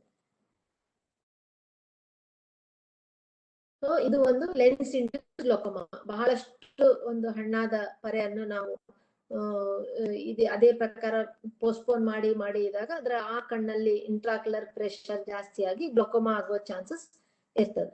ಸೊ ಈಗ ಒಟ್ಟಾರೆ ನಾವು ಕಣ್ಣಿನ ಬಗ್ಗೆ ಹೇಳೋದೇನಂದ್ರೆ, ಈ ಎಮರ್ಜೆನ್ಸಿ ಇದ್ದಾಗ ಮಾತ್ರ ನೀವು ನೇತ್ರ ತಜ್ಞರ ಹತ್ರ ಬಂದು ಕಣ್ಣನ್ನು ತಪಾಸಣೆ ಮಾಡಿಸ್ಬೇಕು. ಕೇವಲ ಕಣ್ಣಿನ ಕನ್ನಡಕಗಾಗ್ಲಿ ಅಥವಾ ರೂಟೀನ್ ಐ ಚೆಕಪ್ ಆಗ್ಲಿ ಆತರ ಏನಾದ್ರೂ ಇದ್ರೆ ನಾವು ಈ ಕೋವಿಡ್ ಅಂತ ಸಂದರ್ಭದಲ್ಲಿ ಪೋಸ್ಟ್ಪೋನ್ ಮಾಡೋದಾದ್ರೆ ಪೋಸ್ಟ್ಪೋನ್ ಮಾಡ್ಬೋದು. ಈಗ ಕೆಲವೊಂದು ಎಮರ್ಜೆನ್ಸಿ ಕಣ್ಣು ಕೆಂಪಾದಾಗ, ಕಣ್ಣಲ್ಲಿ ನೋವಾದಾಗ, ಸಡನ್ ಆಗಿ ಕಣ್ಣಲ್ಲಿ ದೃಷ್ಟಿ ಕಡಿಮೆ ಆದಾಗ, ಅಥವಾ ಕಣ್ಣಲ್ಲಿ ಪ್ರೆಷರ್ ಜಾಸ್ತಿ ಆಗಿ ಗ್ಲೋಕೋಮಾ ಅಟ್ಯಾಕ್ ಆದಾಗ, ಎರಡು ಕಣ್ಣಲ್ಲಿ ಪೊರೆ ಫುಲ್ ಮೆಚ್ಯೂರ್ ಆಗಿ ದೃಷ್ಟಿ ಬಹಳ ಕಡಿಮೆ ಆದಾಗ, ಇಂತ ಒಂದು ಸಂದರ್ಭದಲ್ಲಿ ತಾವು diabetic retinopathy, hypertensive retina changes ಇದ್ದಾಗ ತಾವು ನೇತ್ರ ತಜ್ಞರಲ್ಲಿ ಈ ಎಲ್ಲ ಎಮರ್ಜೆನ್ಸಿ ಸಿಚುವೇಶನ್ಸ್, ಕರೆಗುಡ್ಡೆಯಲ್ಲಿ ಅಲ್ಸರ್, ಕಾರ್ನಿಯಾದಲ್ಲಿ ಅಲ್ಸರ್ ಆದ ಈ ಒಂದು ಎಮರ್ಜೆನ್ಸಿ ಸಿಚುವೇಶನ್ಸ್ ನಲ್ಲಿ ತಾವು ನೇತ್ರ ತಜ್ಞರಲ್ಲಿ ಬಂದು ಸೂಕ್ತ ಸಲಹೆಯನ್ನು ಪಡೆಯಬಹುದು. ಇಲ್ಲ ಕೆಲವು ಲಾಕ್ ಡೌನ್ ಮುಗಿದ ಮೇಲೆ ತಾವು ಕನ್ನಡಕ ಟೆಸ್ಟ್ ಆಗ್ಲಿ, ದೃಷ್ಟಿ ದೋಷ ಇರುವಲ್ಲಿ, ತಲೆನೋವು ಇರುವಲ್ಲಿ ತಾವು ಸ್ವಲ್ಪ ದಿವಸ ತಡೆಯೋದು, ಲಾಕ್ ಡೌನ್ ಮುಗಿದ ನಂತರ ಕೋವಿಡ್ ಪ್ರಮಾಣ ಕಡಿಮೆ ಆದ ನಂತರ ಕೂಡ ತಾವು ಕಣ್ ಟೆಸ್ಟ್ ಅನ್ನು ಮಾಡಿಸ್ಕೋಬಹುದು. ಇನ್ನು ಮಕ್ಕಳಲ್ಲಿ ನಾವು ಇನ್ನು ನೋಡೋದೇನಂದ್ರೆ ಅಲರ್ಜಿ ಕೂಡ ನೋಡ್ತೀವಿ. ಬಹಳಷ್ಟು ಮಕ್ಕಳಿಗೆ ಈಗ ಸ್ಕೂಲ್ ಹಾಲಿಡೇಸ್ ಇದೆ, ಅವ್ರು ಆಟ ಆಡ್ತಾರೆ, ಹೊರಗಡೆ ಹೋಗಿ ಆಟ ಆಡ್ತಾರೆ, ಡಸ್ಟ್ ಇಂದ ಹೀಟ್ ಇಂದ ಕಣ್ ರೆಡ್ ಆಗುತ್ತೆ, ತುಂಬಾ ರಬ್ ಮಾಡ್ತಾರೆ, ಕಣ್ ರಬ್ ಮಾಡ್ತಾರೆ. ಆ ಒಂದು ಸಂದರ್ಭದಲ್ಲಿ ಕೂಡ ಅವರು ಅಲರ್ಜಿಕ್ ಕಂಜಂಟವೈಟಿಸ್ ಅಂತ ಹೇಳ್ತೀವಿ ನಾವು, ಅದಕ್ಕೆ ಸ್ಪ್ರಿಂಗ್ ಕಟಾರ್ ಅಂತ ಹೇಳ್ತೀವಿ. ಪೇರೆಂಟ್ಸ್ ಕರ್ಕೊಂಡ್ ಬರ್ತಾರೆ, ಅದು ಕೂಡ ಅವರು ನೋಡಕ್ ಆಗಲ್ಲ, ಕಣ್ ನೀರ್ ಬರ್ತಾ ಇದೆ ಅಂತ ಹೇಳಿ ಕರ್ಕೊಂಡ್ ಬರ್ತಾರೆ. ಅದಕ್ಕೆ ನಾವು ಡ್ರಾಪ್ಸ್ ಅದು ಮೂಲಕ ಕಂಟ್ರೋಲ್ ಮಾಡಿ ದೃಷ್ಟಿ ದೋಷ ಇದ್ದಲ್ಲಿ ಕನ್ನಡಕ ಕೂಡ ಕೊಡ್ತೀವಿ. ಹೀಗೆ ಕೋವಿಡ್-19 ಲಿಂದ ಕಣ್ಣಿಗೆ ಎಫೆಕ್ಟ್ ಆಗುವುದು ಹೇಗೆ, ಕೋವಿಡ್ ಈ ಒಂದು ಕಣ್ಣಿನ ಕಾಯಿಲೆ ಕೋವಿಡ್-19 ನಿಂದನೇ ಬಂದಿದೆ ಅಂತ ಹೇಳಿ ಟೆಸ್ಟ್ ಮಾಡಿಸ್ಬೇಕಂತ ನಾವು ಪೇಷಂಟಿಗೆ ಹೇಳಿದಾಗ ಬಹಳಷ್ಟು ಪೇಷಂಟ್ಸ್ ಅವರು ಸುಲಭವಾಗಿ ಒಪ್ಪೋದಿಲ್ಲ. ಈಗ ಕಂಜಂಟವೈಟಿಸ್ ಅಂತ ಬಂದಿರ್ತಾರೆ, ಅವ್ರಿಗೆ ಕಣ್ ಬಂದಿರುತ್ತೆ, ನಾವು ಹೇಳ್ತೀವಿ ಇದು ನಿಮ್ಗೆ ಪಾಸಿಬಿಲಿಟಿ ಇದೆ, ಇದು ಕೋವಿಡ್-19 RT-PCR ಮಾಡಿಸಿ, ಕೊರೋನಾ ಟೆಸ್ಟ್ ಮಾಡಿಸಿ ಅಂತ ನಾವು ಅವರಿಗೆ ಹೇಳ್ತೀವಿ. ಆದ್ರೆ ಅವರು ಅಷ್ಟು ಸುಲಭವಾಗಿ ಒಪ್ಪೋದಿಲ್ಲ. ಯಾಕಂದ್ರೆ ಅವ್ರಿಗೆ ಇರ್ತದೆ ಕೊರೋನಾ ಅಂದ್ರೆ ಮೈ ಕೈ ನೋವು, ಜ್ವರ, ಕೆಮ್ಮು, ನೆಗಡಿ ಈ ತರ ಇದ್ರೆ ಕೊರೋನಾ, ಬರೀ ಕಣ್ಣಿಗೆ ಬಂದ್ರೆ ಕೊರೋನಾ ಅಲ್ಲ ಅಂತ. ಆದ್ರೆ ಬಹಳಷ್ಟು ಸಂದರ್ಭದಲ್ಲಿ ಇದು ಇನ್ಫ್ಲಮೇಷನ್, ಕಣ್ಣಲ್ಲಿ ಬಾವು ಬರೋದು, ಕಣ್ಣಲ್ಲಿ ಊತ ಬರೋದು, ಅದು ಕೂಡ ಒಂದು ಪ್ರಮುಖವಾದ ಒಂದು ಚಿಹ್ನೆ ಅಂತ ನಾವು ಕಂಡುಹಿಡಿದು ಆ ಪೇಷಂಟಿಗೆ ನಾವು ಕೋವಿಡ್ ಟೆಸ್ಟಿಂಗ್ ಮಾಡಿಸಿದಾಗ ನಮ್ಗೆ ಗೊತ್ತಾಗ್ತದೆ ಕಣ್ಣಲ್ಲಿ ಕೂಡ ಕೋವಿಡಿನ ಪರಿಣಾಮ ಆಗಿ ಕಣ್ಣು ಎಫೆಕ್ಟ್ ಆಗುವ ಚಾನ್ಸಸ್ ಇದೆ ಅಂತ. ಇನ್ನೊಂದು ಆಪ್ಟಿಕ್ ನರ್ವ್ ಅಂತ ಹೇಳಿ ಒಂದು ಬಹಳ ಮುಖ್ಯವಾದ ನರ್ವ್, ಇದು patient AION entry ischaemic optic neuropathy, ಇದು ರಕ್ತ ಚಾಲನೆ ಆಗೋ ಸಣ್ಣ ರಕ್ತ ನಳಿಗಳು ಬ್ಲಾಕ್ ಆದಾಗ ಕೂಡ ಆಪ್ಟಿಕ್ ನರ್ವ್ಗೆ ಬ್ಲಡ್ ಸಪ್ಲೈ ಕಡಿಮೆ ಆಗಿ ದೃಷ್ಟಿ ತಕ್ಷಣವೇ ಕಮ್ಮಿ ಆಗ್ತದೆ. ಇದು ಕೂಡ ಒಂದು ಪೋಸ್ಟ್ ಕೋವಿಡ್ ಥ್ರೋಂಬೋಎಂಬಾಲಿಕ್ ಫೆನೋಮೆನಲ್ ನಾವು ಹೆಚ್ಚಾಗಿ ಕಾಣಿಸ್ಕೊತೀವಿ.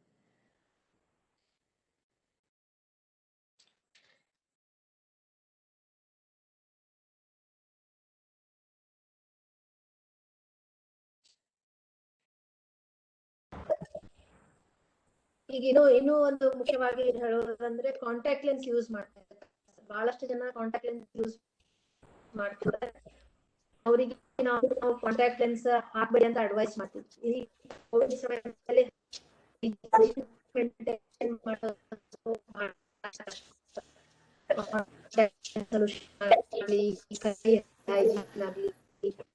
ಮತ್ತೆ prolonged use of contact solution infection ಆಗೋ ಸಾಧ್ಯತೆ ಜಾಸ್ತಿ ಇರ್ತದೆ. ನಾವು ಅಡ್ವೈಸ್ ಮಾಡ್ತೀವಿ ಕೊರೋನಾ ಪ್ಯಾಂಡಮಿಕ್ ಆಗೋರಿಗೆ contact better you switch over glasses, ಕನ್ನಡವನ್ನು ಹಾಕಿ ಅಂತ ಹೇಳಿ ನಾವು ಅಡ್ವೈಸ್ ಮಾಡ್ತೀವಿ. ಕಾಸ್ಮೆಟಿಕ್ಸ್ ಬಹಳ ಜನ ಹಚ್ತಾರೆ, ಕಾಸ್ಮೆಟಿಕ್ ಇನ್ಫೆಕ್ಷನ್ ಆಗೋ ಸಾಧ್ಯತೆ ಇರ್ತದೆ. ಮನೆಯಲ್ಲಿ ಒಂದೇ ಕಾಸ್ಮೆಟಿಕ್ 2-3 ಯೂಸ್ ಮಾಡ್ತಿರ್ತಾರೆ, ಒಬ್ಬರಿಂದ ಒಬ್ಬರಿಗೆ ಇನ್ಫೆಕ್ಷನ್ ಹರಡುವ ಸಾಧ್ಯತೆಗಳು ಇರ್ತವೆ. ಸೇಮ್ ಫಿಂಗರ್ ಇಂದ ಯೂಸ್ ಮಾಡಿದ್ರು, ಸೇಮ್ ಪಡ್ಡಿ ಯೂಸ್ ಮಾಡಿದ್ರು ಕೂಡ ಇನ್ಫೆಕ್ಷನ್ ಸ್ಪ್ರೆಡ್ ಆಗೋ ಚಾನ್ಸಸ್ ಇರ್ತದೆ. ಥ್ಯಾಂಕ್ ಯು ಮೇಡಮ್, ವಂದನೆಗಳು. ಡಾಕ್ಟರ್ ಪವಿತ್ರ ಆಲೂರ್ ಅವರು ಒಂದು ಪ್ರಶ್ನೆ ಕೇಳ್ತಾರೆ. Doctor wearing spectacles prevent some amount of the infection of eyes, please clarify ಅಂತ. ಅಂದ್ರೆ ಚಸ್ಮಾ ಹಾಕೋದ್ರಿಂದ ಕೋವಿಡ್ ಅನ್ನು ಸ್ವಲ್ಪ ಪ್ರಿವೆಂಟ್ ಮಾಡಬಹುದೇನೋ? ಸ್ಪೆಕ್ಸ್ ಹಾಕೊಳ್ಳೋದ್ರಿಂದ ಡೆಫಿನೆಟ್ ಆಗಿ ಕೋವಿಡ್ ಅನ್ನು ಪ್ರಿವೆಂಟ್ ಮಾಡಬಹುದು. ನೀವು ಯಾವುದೇ ಒಂದು PPE ಕಿಟ್ ನಲ್ಲಿ ನೋಡಿ ಕಂಪಲ್ಸರಿ ಅವ್ರು ಸ್ಪೆಕ್ಸ್ ಕೊಡ್ತಾರೆ. PPE ಕಿಟ್ ಹಾಕ್ತಾರಲ್ಲ ಸರ್, ಅವರು ಕಂಪಲ್ಸರಿ ಒಂದು ಗಾಗಲ್ಸ್ ಸ್ಪೆಕ್ಸ್ ಕೊಡ್ತಾರೆ. ದಿನನಿತ್ಯದಲ್ಲಿ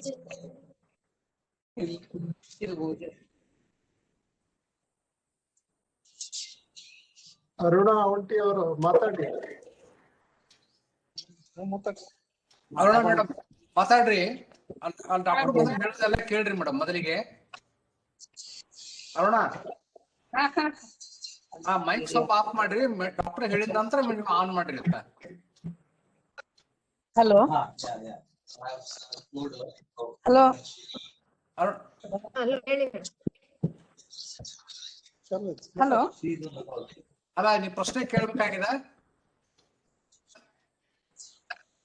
ಹಲೋ ಕೇಳ್ತದ ಕೇಳಿ ಅರುಣಾ ಮೇಡಮ್, ಪ್ರಶ್ನೆ ಕೇಳಿ, ನೇರವಾಗಿ ಕೇಳಿ.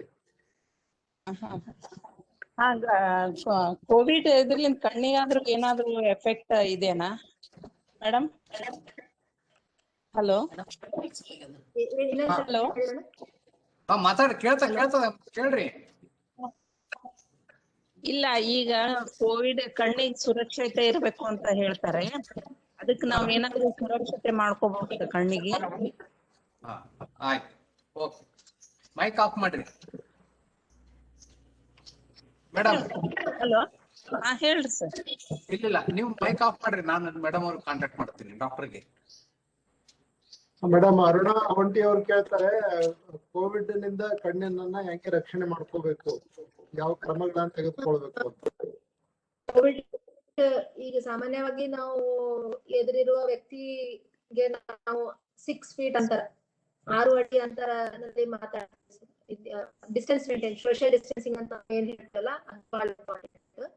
ಆದ್ರೂ ಕೂಡ ಎದುರಿರೋ ವ್ಯಕ್ತಿ ಕೆಮ್ಮಿನ ಚೀನಿದಾಗ ಅದು ಡ್ರಾಪ್ಲೆಟ್ಸ್ ಕಣ್ಣಿಗೆ ಎಂಟರ್ ಆದ್ರೆ ಇನ್ನೊಬ್ಬ ವ್ಯಕ್ತಿಗೆ ಕೊರೋನಾ ಬರೋ ಚಾನ್ಸ್ ಇರುತ್ತೆ. ಅದಕ್ಕೆ ಕನ್ನಡಕವನ್ನು, ಸುರಕ್ಷಾ ಕನ್ನಡಕ, ಪ್ರೊಟೆಕ್ಟಿವ್ ಗ್ಲಾಸಸ್, ಎಲ್ಲರೂ ಬಹಳ ಜನರಿಗೆ ನಂಬರ್ ಇರ್ತದೆ, ಗ್ಲಾಸಸ್ ಹಾಕ್ತಾರೆ. ನಂಬರ್ ಇರದೇ ಹೋದ್ರು ಕೂಡ ಅವರು ಪ್ಲೇನ್ ಗ್ಲಾಸಸ್ ಹಾಕೋದು.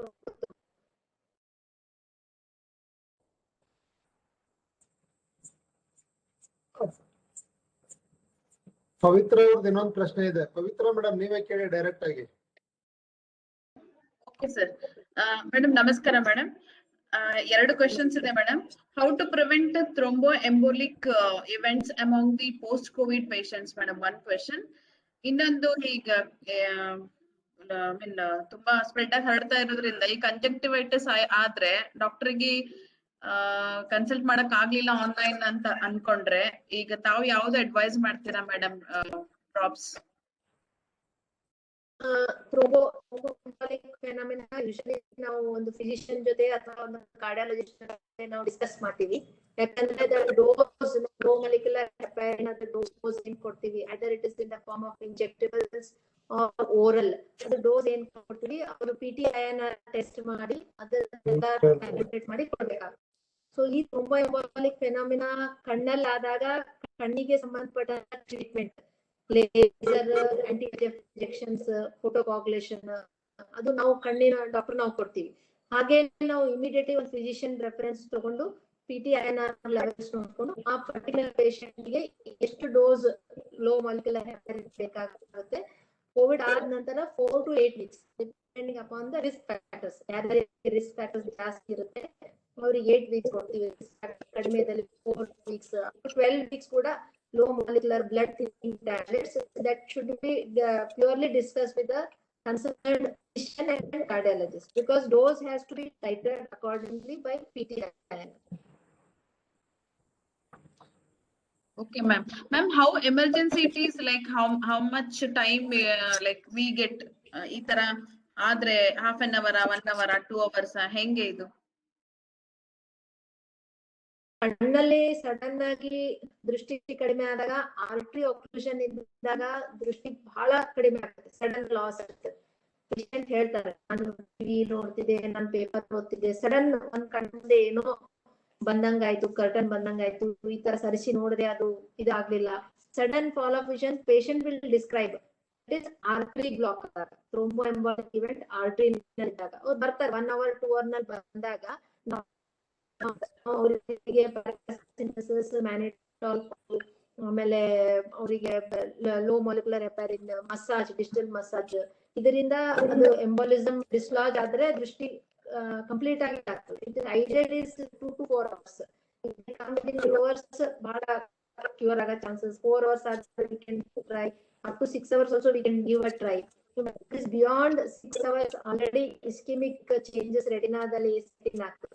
ಆರ್ಟರಿ ವೇನ್ ಆಕ್ಲೂಷನ್ ಅಲ್ಲಿ ಏನಾಗ್ತದೆ, ಇಷ್ಟೊಂದು ಇದು ಇರೋದಿಲ್ಲ. Whatever will be there, it is more of a hypoxic state vein occlusion. So vein occlusion ಅಲ್ಲಿ ಟ್ರೀಟ್ಮೆಂಟ್ ಇರುತ್ತೆ. Patient will come 1 week later, 15 days later. vein occlusion ಇಷ್ಟೊಂದು emergency ಅಂತ ಹೇಳಕ್ಕಾಗೋದಿಲ್ಲ. We can give treatment up to 1 week, 2 weeks, up to 4 weeks, but ಎಷ್ಟು ಬೇಗ ಬರ್ತಾರೋ ಅಷ್ಟು help ಆಗುತ್ತೆ. Thank you, ma'am. Madam Srinivas Murthy ಅವ್ರು ಕೇಳ್ತಾರೆ, ನನಗೆ 67 ವರ್ಷ ವಯಸ್ಸು, ನನಗೆ ಕಾಂಟ್ರಾಕ್ಟ್ ಬಂದಿಲ್ಲ, ಬಟ್ ಮುಂದೆ ಬರ್ಬೋದೇನೋ ಅಂತ ಅವ್ರ ಪ್ರಶ್ನೆ. Question sir? ಮೇಡಮ್ ಶ್ರೀನಿವಾಸ್ ಮೂರ್ತಿ ಅವರು ಬೆಂಗಳೂರಿಂದ ಕೇಳ್ತಾರೆ, ಕಾಂಟ್ರಾಕ್ಟ್ ಬಂದಿಲ್ಲ ಇನ್ನು ನನಗೆ, 67 ವರ್ಷ ವಯಸ್ಸು, ನನಗೆ ಕಾಂಟ್ರಾಕ್ಟ್ ಬಂದಿಲ್ಲ, ಮುಂದೆ ಬರ್ಬೋದಾ ಅಂತ, any chance contract in future? ಇದು ಕ್ಯಾಟ್ರಾಕ್ಟ್ ಅನ್ನೋದು it is like more like ಬಿಳಿ ಗ್ರೇ ಕೆಲವರಿಗೆ ಬರ್ತದೆ 40-50 ಇಯರ್ಸ್ ನಲ್ಲೇ ಬರ್ತದೆ, ಕೆಲವರಿಗೆ 60 ಇಯರ್ಸ್ ಬರ್ತದೆ, ಇನ್ನು ಕೆಲವರಿಗೆ 70-80 ಇಯರ್ಸ್ ಬರ್ತದೆ. ಆದ್ರೆ depends from person to person. ಅದಕ್ಕೆ ಏಜ್ ಅನ್ನೋದೊಂದು ಇಲ್ಲ, ಫಿಸಿಯಾಲಜಿಕಲ್ ಚೇಂಜ್. ಈಗ ಏಜಿಂಗ್ ಈಗ ಹೆಂಗೆ ನಮ್ಗೆ ಏಜ್ ಆದಾಗ ನಮ್ ಸ್ಕಿನ್ ಅಲ್ಲಿ ಚೇಂಜಸ್ ಕಾಣಿಸ್ಕೊತದ, ಹೇರ್ ನಲ್ಲಿ, ತರ cataract is a physiological condition. ಅದೇನ್ ಪ್ಯಾಥಾಲಜಿ ಎಲ್ಲ ಸೊ ಅದಕ್ಕೆ ಯಾವ ಏಜ್ ಲಿಮಿಟ್ ಅಂತ ಇಲ್ಲ. 50 ಆದ್ರೆ ಸಾಮಾನ್ಯವಾಗಿ ಎಲ್ರಿಗೂ ಕಾಣಿಸ್ಕೊತದೆ, ಕೆಲವರಿಗೆ 60-70 ಏಜ್ ಆದ್ಮೇಲೆ ಬರ್ತದೆ, ಇನ್ನು ಕೆಲವರಿಗೆ 80 ಏಜ್ ಆದ್ರೂ ಕೂಡ ಬರುತ್ತೆ. ಅವರಿಗೆ 67 ಇದೆ, ಅವ್ರಿಗೆ ಶುಗರ್ ಇಲ್ಲ, ಯಾವ ರೀತಿ ಟ್ಯಾಬ್ಲೆಟ್ಸ್ ತಗೋತಾ ಇಲ್ಲ, ಮತ್ತೆ ಹೆಲ್ತ್ ಇದ್ದಾರೆ, ಫುಡ್ ಹ್ಯಾಬಿಟ್ಸ್ ಎಲ್ಲ ಆಕ್ಟಿವಿಟಿ ಇದೆಲ್ಲ ನೋಡ್ಕೊಂಡ್ರೆ ಅವರಿಗೆ ಮುಂದೆ ಬರೋ ಚಾನ್ಸಸ್ ಇರುತ್ತೆ. But 67 is quite good age. ಇನ್ನು ಬಂದಿಲ್ಲ ಅಂದ್ರೆ it's one good point. Thank you madam. Thank you.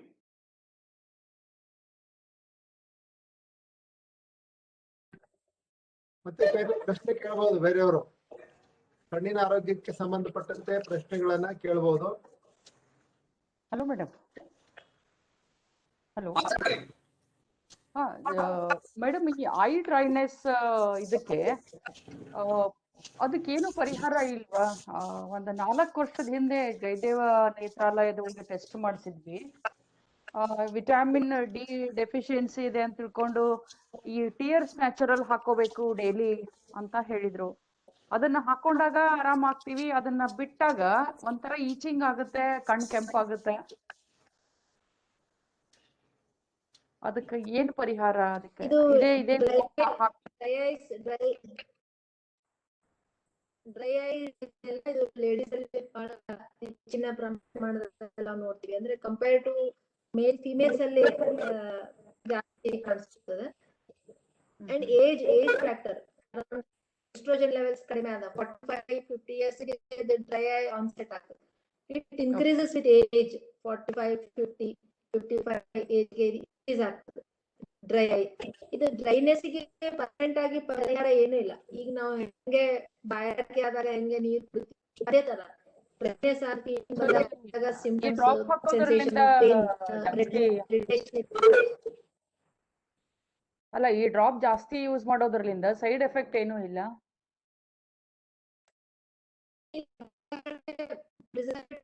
Drops ಸಿಗ್ತವೆ ಕೆಲವು ಲಿಕ್ವಿಡ್ ಅಂತ ಹೇಳಿ ಪ್ರಿಸರ್ವೇಟಿವ್ ಫ್ರೀ ಇರ್ತದೆ. They don't contain preservative. Preservative free drop ನಾವು ಹಾಕಬಹುದು. It is more like artificial tears ಅಂದ್ರೆ ಕಣ್ಣಿಗೆ ನಾವು ಎಕ್ಸ್ಟ್ರಾ ಸಪ್ಲಿಮೆಂಟ್ ಮಾಡ್ತಾ ಇದೀವಿ. ನಾವು ಅವರಿಗೆ 1 ಡ್ರಾಪ್ ಹಾಕಬಹುದು, 2 ಅವರಿಗೆ 1 ಡ್ರಾಪ್ ಹಾಕಬಹುದು, 6 months 1 year ಲೈಫ್ ಲಾಂಗ್ ಹಾಕಿದ್ರೆ ಏನು ಸೈಡ್ ಎಫೆಕ್ಟ್ಸ್ ಇಲ್ಲ. It is just a replacement to tears. Tears ಇರೋದ್ರಿಂದ ಕಣ್ಣಿಗೆ ರಿಪ್ಲೇಸ್ ಮಾಡ್ತೀವಿ. ಕಣ್ಣು ಹಸಿ ಇರೋದ್ರಿಂದ ಕಣ್ಣಿಗೆ ಒಳ್ಳೆ ಲುಬ್ರಿಕೇಟಿಂಗ್ ಆಕ್ಷನ್ ಇರ್ತದೆ. We keep the eyes first. So use ಮಾಡಬಹುದು lubricating eye drops. Eye drops ಅಲ್ಲಿ ಸ್ಯಾಟಿಸ್ಫ್ಯಾಕ್ಷನ್ ಅಥವಾ ಏನು ರಿಲೀಫ್ ಇದೆ ಅಂದ್ರೆ you can go for gel. Eye gel HPV ಬಹಳಷ್ಟು ಟ್ರೇಡ್ ನೇಮ್ಸ್ ಅಲ್ಲಿ ಬರುತ್ತೆ. ಕಮ್ಸ್ ಇನ್ ಜೆಲ್ ಫಾರ್ಮ್, ಅದು ಕೂಡ ಹಾಕ್ಬೋದು. ಜೆಲ್ ಹಾಕಿದ್ರೆ ಅಷ್ಟು ಕಂಫರ್ಟಬಲ್ ಟೈಮಲ್ಲಿ ಡ್ರಾಪ್ಸೇ ಜಾಸ್ತಿ. ನೈಟ್ ಮಲ್ಗುವಾಗ ಜೆಲ್ ಹಾಕಿ ಮಲ್ಕೋಬಹುದು.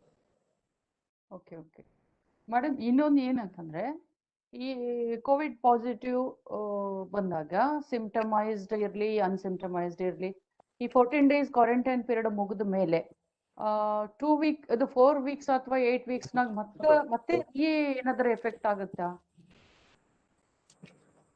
ನಾವ್ ಹೇಳಿದ್ರಿ ಬ್ಲಡ್ ಕ್ಲಾಟಿಂಗ್ ಅದು ಏನೋ ಇದು ಆಗುತ್ತೆ ಅಂತ. ಅದಕ್ಕೆ ಈಗ ಫ್ಯಾಕ್ಟರ್ ರಿಸ್ಕ್ ಫ್ಯಾಕ್ಟರ್ಸ್ ನೋಡಿದಾಗ ಈಗ ಕೋವಿಡ್ ಪ್ರೊಫೈಲ್ ಅಂತ ಟೆಸ್ಟ್ ಮಾಡ್ತಾರೆ. ಕೋವಿಡ್ ಪ್ರೊಫೈಲ್ ಟೆಸ್ಟ್ ಮಾಡಿದಾಗ ಇದಕ್ಕೆ ಬಹಳಷ್ಟು ಇಂಪಾರ್ಟೆನ್ಸ್ ಕೊಡ್ತಾರೆ. ಇದರಲ್ಲಿ ಬಹಳ ಮುಖ್ಯವಾದಂದ್ರೆ CRP ಲೆವೆಲ್ಸ್ ಅಂತ ನಾವು ನೋಡ್ತೀವಿ. CRP ಲೆವೆಲ್ಸ್, ಇದೆಲ್ಲ ನೋಡ್ಕೊಂಡ್ಬಿಟ್ಟು ಈ ಲೆವೆಲ್ ಅಬ್ನಾರ್ಮಲ್ ಇದ್ದಾಗ ಆ ಪೇಷಂಟ್ ನಲ್ಲಿ ಇನ್ಫ್ಲಮೇಷನ್ ಆಗೋ ಚಾನ್ಸಸ್ ಜಾಸ್ತಿ. ಯಾವಾಗ CRP ಲೆವೆಲ್ ಹೈ ಆದಾಗ ಇನ್ಫ್ಲಮೇಷನ್ ಚಾನ್ಸ್ ಜಾಸ್ತಿ ಇದ್ದಾಗ ಆ ಪೇಷಂಟ್ ಸ್ಟಿರಾಯ್ಡ್ಸ್ ಹಾಕ್ತಾರೆ doctors. Steroids long term steroids ಹಾಕಿ ಇನ್ಫ್ಲಮೇಷನ್ ಕಂಟ್ರೋಲ್ ಮಾಡಿದಾಗ ಅವ್ರ ಕ್ವಾರಂಟೈನ್ ಪೀರಿಯಡ್ ಮುಗಿದ್ಮೇಲೆ ಅವ್ರದ್ದು CRP ಲೆವೆಲ್ ನಾರ್ಮಲ್ ಇದೆಯೋ, ಅವ್ರದ್ದು ಬ್ಲಡ್ ಥಿನ್ನಿಂಗ್ ಅವರಿಗೆ ರಿಕ್ವೈರ್ಡ್ ಇತ್ತು, ಏನಾದ್ರು ಹೆಚ್ಚಿನ ಅಂದ್ರೆ ನಾರ್ಮಲ್ ಲೆವೆಲ್ ಎಷ್ಟು normal normal below 10 normal. Okay okay thank you madam ನಮಸ್ಕಾರ. ನಂದೊಂದು ಪ್ರಶ್ನೆ. ಈಗ COVID-19 ಎರಡನೇ ಅಲೆ ಸಾಕಷ್ಟು ನಮ್ಮ ಮೇಲೆ ದಾಳಿ ಮಾಡ್ತಾ ಇದೆ. ನಾವು ಅನಿವಾರ್ಯವಾಗಿ ಹೊರಗಡೆ ಹೋಗ್ಬೇಕಂತ ಪ್ರಸಂಗ ಬಂದಾಗ, ಯಾವುದೇ ಕಾರಣಕ್ಕೆ ಹೊರಗೆ ಹೋಗಿ ಬಂದಾಗ ಸಾಮಾನ್ಯವಾಗಿ ನಾವು ಮಾಸ್ಕ್ ಧರಿಸ್ತೀವಿ, ಅದು ಸರಿ. ಕೆಲವು ಚಸ್ಮನ್ನು ಧರಿಸ್ತೀವಿ, ಅದನ್ನು ಸರಿ.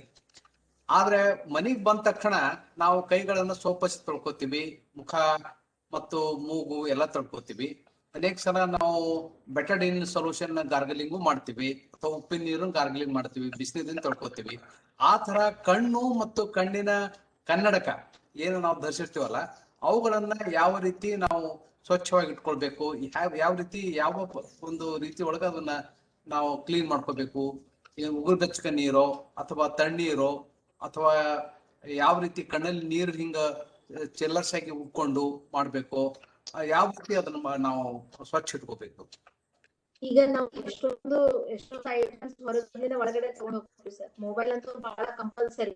ಈಗ ಅದು ನಾವು ಹೊರಗಡೆ ತಗೊಂಡು ಹೋಗ್ತೀವಿ. ಐಟಮ್ಸ್ ಇರ್ತವೆ, ಇವೆಲ್ಲ ನಾವು ಹೊರಗಲಿಂದ ಮನೆಗೆ ಒಳಗ್ ಬಂದಾಗ ಕೆಲವೊಂದು items we can just dry them in sunlight. Sunlight ನಲ್ಲಿ ಇರುವ natural UV light that will help for sanitising these items. ನಾವು ಅದಕ್ಕೆ ಸುಮಾರು 2 to 3 hours ಬಿಸಿಲಿನಲ್ಲಿ ಒಂದು ಶೇಡ್ ಹಾಕಿಟ್ರೆ, ಮಾಸ್ಕ್, ನಮ್ದು ಮೊಬೈಲ್ ಎಲ್ಲಾನು ನಾವು ಅದ್ರ ಮೇಲೆ ಇಟ್ರೆ ಇಟ್ ವಿಲ್ ಬಿ, ಕನ್ನಡಕ ಕೂಡ ನಾವು ಇಟ್ರೆ ಅದು ಒಂದು ಸ್ಯಾನಿಟೈಸ್ ಮಾಡ್ಬೋದು. ಇನ್ನೊಂದು ಅಡ್ವಾಂಟೇಜ್ ಅಂದ್ರೆ ನಾವು ಸ್ಪೆಕ್ಟಕಲ್ಸ್ ವಾಶ್ ಮಾಡ್ಬೋದು. ಸೋಪ್, ಲಿಕ್ವಿಡ್ ಸೋಪ್ ವಾಶ್ ಮಾಡೋದು. ನಾವು ಫೆಸಿಲಿಟಿ ಏನಂದ್ರೆ UV ಚೇಂಬರ್ಸ್ ಸಿಗ್ತವೆ ಸರ್. UV ಲೈಟ್ ಚೇಂಬರ್ಸ್ ಚಿಕ್ಕ ನಾಟ್ ವೆರಿ ನಾವು ಚೇಂಬರ್ ನಾವು ಹೊರಗೆ ತಕ್ಷಣ ಎಲ್ಲ ನಮ್ಮ ಐಟಮ್ಸ್, ಮೊಬೈಲ್ ಆಗಲಿ, ಮಾಸ್ಕ್ ಆಗಲಿ, ಪೆನ್, ಕನ್ನಡ ಹಾಕಿ UV ಲೈಟ್ ಅಲ್ಲಿ ಹಾಕಿ ನಾವು 1 hour ಲೈಟ್ ಆನ್ ಮಾಡಿ ಆಫ್ ಮಾಡಿ ಯೂಸ್ ಮಾಡ್ಬೋದು.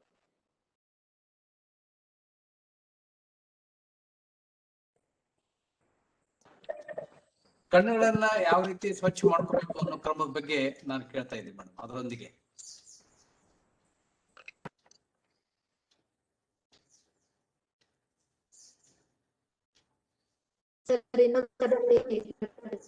ಪ್ರಶ್ನೆ. ಕಣ್ಣುಗಳನ್ನ ಸ್ವಚ್ಛ ಮಾಡ್ಕೊಳ್ದು, ಚಸ್ಮಾ ನಾವು ಬಿಸಿಲಿಗೆ ಇಡ್ತೀವಿ ಅಥವಾ UV ಲೈಟರ್ದಲ್ಲಿ ಇಡ್ತೀವಿ, ಅದು ಸರಿ. ಕಣ್ಣುಗಳನ್ನ ಯಾವ ರೀತಿ ತೊಳ್ಕೊಬೇಕು ಅನ್ನೋ ಬಗ್ಗೆ ಒಂದು ಪ್ರಶ್ನೆ. ನಾವು ಬೇಬಿ ಶಾಂಪೂ ಯೂಸ್ ಮಾಡೋದು ಬಹಳ ಉತ್ತಮ.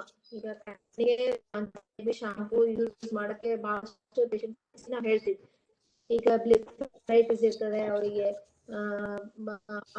ಲಿಡ್ ಮಾರ್ಜಿನ್ ನಲ್ಲಿ ಏನಾದ್ರು ಬಹಳಷ್ಟು ಡ್ಯಾಂಡ್ರಫ್ ಟೈಪ್ ಇರ್ತದೆ. ಅಂತ ಪೇಷಂಟ್ಸ್ ನಾವು ಸಾಮಾನ್ಯವಾಗಿ baby shampoo, Johnson baby shampoo ಏನ್ ಬರುತ್ತಲ್ಲ ಸರ್, ಅದರಿಂದ ಕಣ್ಣು ಡೈಲಿ ವಾಶ್ ಮಾಡಕ್ ಹೇಳ್ತೀವಿ. ಹೊರಗೆ ಹೋಗಿ ಬಂದ ತಕ್ಷಣ ಕಣ್ಣು ಕ್ಲೋಸ್ ಮಾಡಿ ಕಣ್ಣ ಅದು ಬುಡುಗ್ ಮಾಡಿ 2 ಕಣ್ಣನ್ನು ವಾಶ್ ಮಾಡಕ್ ಹೇಳ್ತೀವಿ. ಆದ್ರೆ ಕಣ್ಣು ಒಳಗಡೆ ಹೀಗೆ ನೀರ್ ಹಾಕೊಂಡು ಕಣ್ಣು ಇದು ಮಾಡೋದು, ಅದು ನೀರ್ ಎಷ್ಟರ ಮಟ್ಟಿಗೆ ಕ್ಲೀನ್ ಇರ್ತದ ಅಂತ ಹೇಳಿ ಡೌಟ್ಫುಲ್ ಇರೋದ್ರಿಂದ ನಾವು ಅಡ್ವೈಸ್ ಪೇಷಂಟ್ಸ್ ಮಾಡೋದಿಲ್ಲ.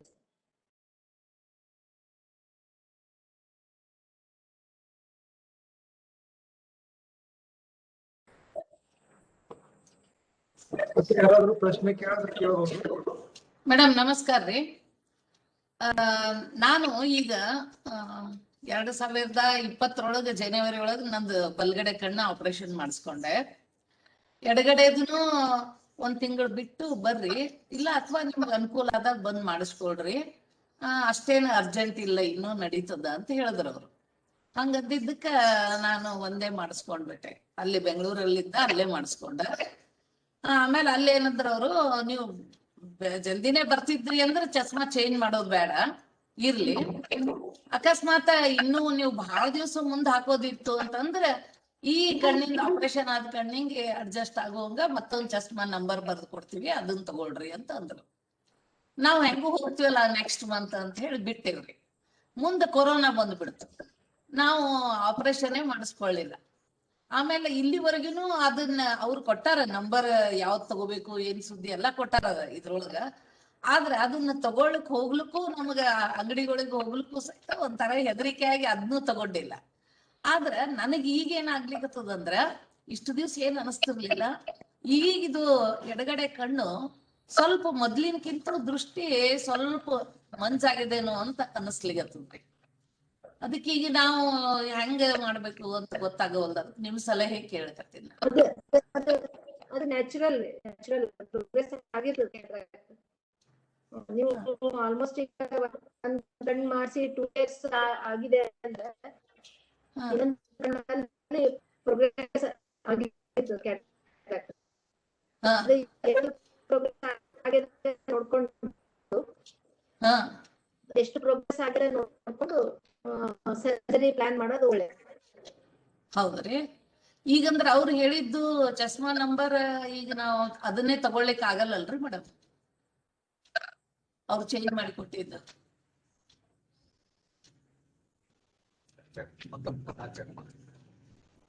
ಮೇಡಮ್ ಅವ್ರದ್ದು ಇದು ಬರ್ತಾ ಇಲ್ಲ.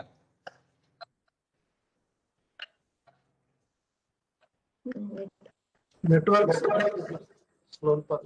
ಸ್ಲೋ ಇದೆ, ಅದಕ್ಕೆ ಬರ್ತಾ ಇದೆ. ಮೇಡಮ್ ಕೇಳ್ತಾ ಇದೆಯಾ ರಾಜಶ್ರೀ ಮೇಡಮ್? ಈಗ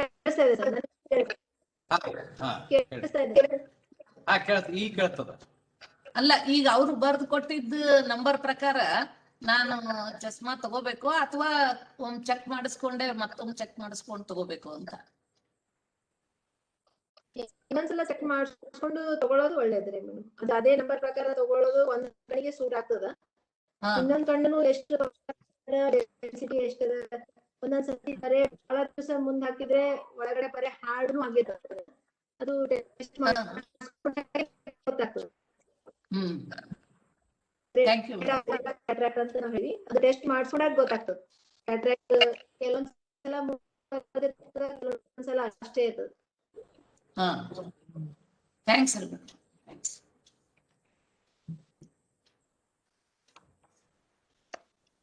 ಮೇಡಮ್ ನಮಸ್ತೆ ಮೇಡಮ್. ಮೇಡಮ್ ನಾ ರಾಯಚೂರಿನಿಂದ ಮೇಡಮ್, ಸುಭಾಷ್ ಪಾಟೀಲ್ ಅಂತ.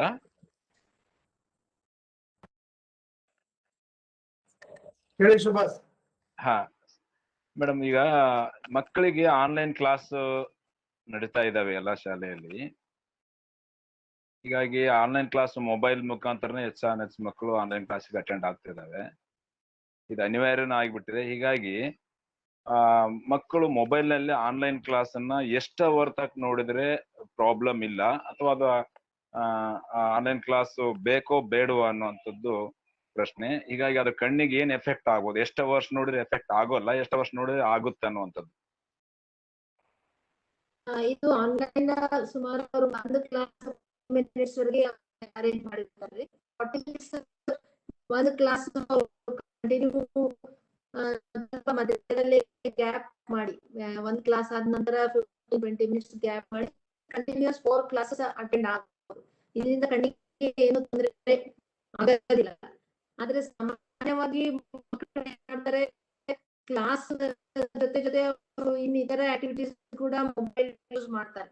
ಈ ಒಂದು 3-4 ಅವರ್ಸ್ ಆನ್ಲೈನ್ ಕ್ಲಾಸ್ ಅಟೆಂಡ್ ಮಾಡ್ತಾರೆ, ಆಮೇಲೆ ಮತ್ತೆ ಮೊಬೈಲ್ ನಲ್ಲೇ ಸ್ಟಡಿ ಮಾಡೋದಾಗ್ಲಿ, ಮೊಬೈಲ್ ನಲ್ಲೇ ಗೇಮ್ಸ್ ಆಗ್ಲಿ, ಈ ತರ ಎಕ್ಸ್ಟ್ರಾ ಆಕ್ಟಿವಿಟೀಸ್ ಇಂದ ಕಣ್ಣಿಗೆ ಸ್ಟ್ರೈನ್ ಆಗ್ತದೆ. 40 minutes each class, 3 or 4 classes ಅವ್ರು ಕಂಫರ್ಟೇಬಲ್ ಆಗಿ ಅಟೆಂಡ್ ಆಗ್ಬೋದು. Gap of 15-20 minutes between each class. ಹಂಗೇನಾದ್ರು ಕಣ್ಣು ಉರಿ, ಕಣ್ ಸ್ಟ್ರೇನ್, ಇಚ್ಚಿಂಗ್ ಇದ್ರೆ ಲೂಬ್ರಿಕೇಟಿಂಗ್ ಐ ಡ್ರಾಪ್ಸ್ ತಗೊಂಡು ಇನ್ ಬಿಟ್ವೀನ್ ಹಾಕೋಬಹುದು. ಅದು ಕೂಡ ಒಂಥರ ಕಂಫರ್ಟೇಬಲ್ ಫೀಲ್ ಆಗ್ತದೆ. ಮೇಡಮ್ ಮೊಬೈಲ್ಗಿಂತಲೂ ಈ ಲ್ಯಾಪ್ಟಾಪ್ ಯೂಸ್ ಮಾಡೋದು ಉತ್ತಮ ಮೇಡಮ್, ಅಥವಾ ಡಿಸ್ಟೆನ್ಸ್ ಎಷ್ಟಿರ್ಬೇಕು ಮೊಬೈಲ್?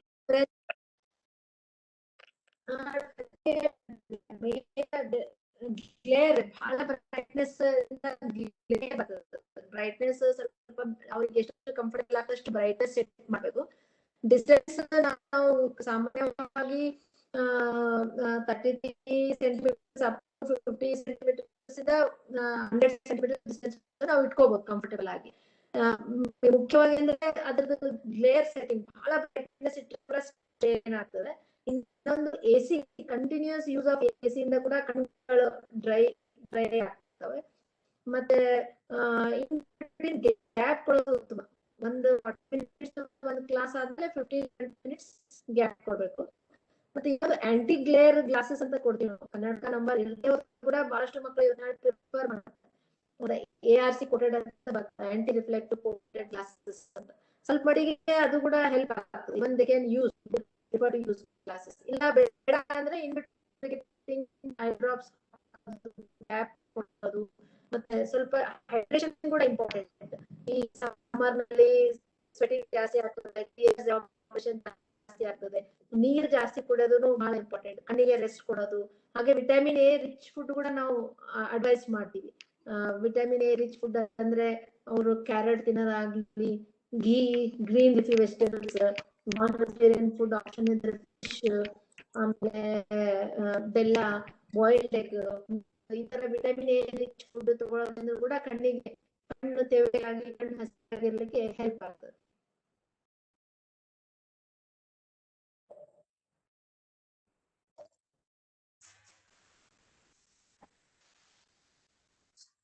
ಹಲೋ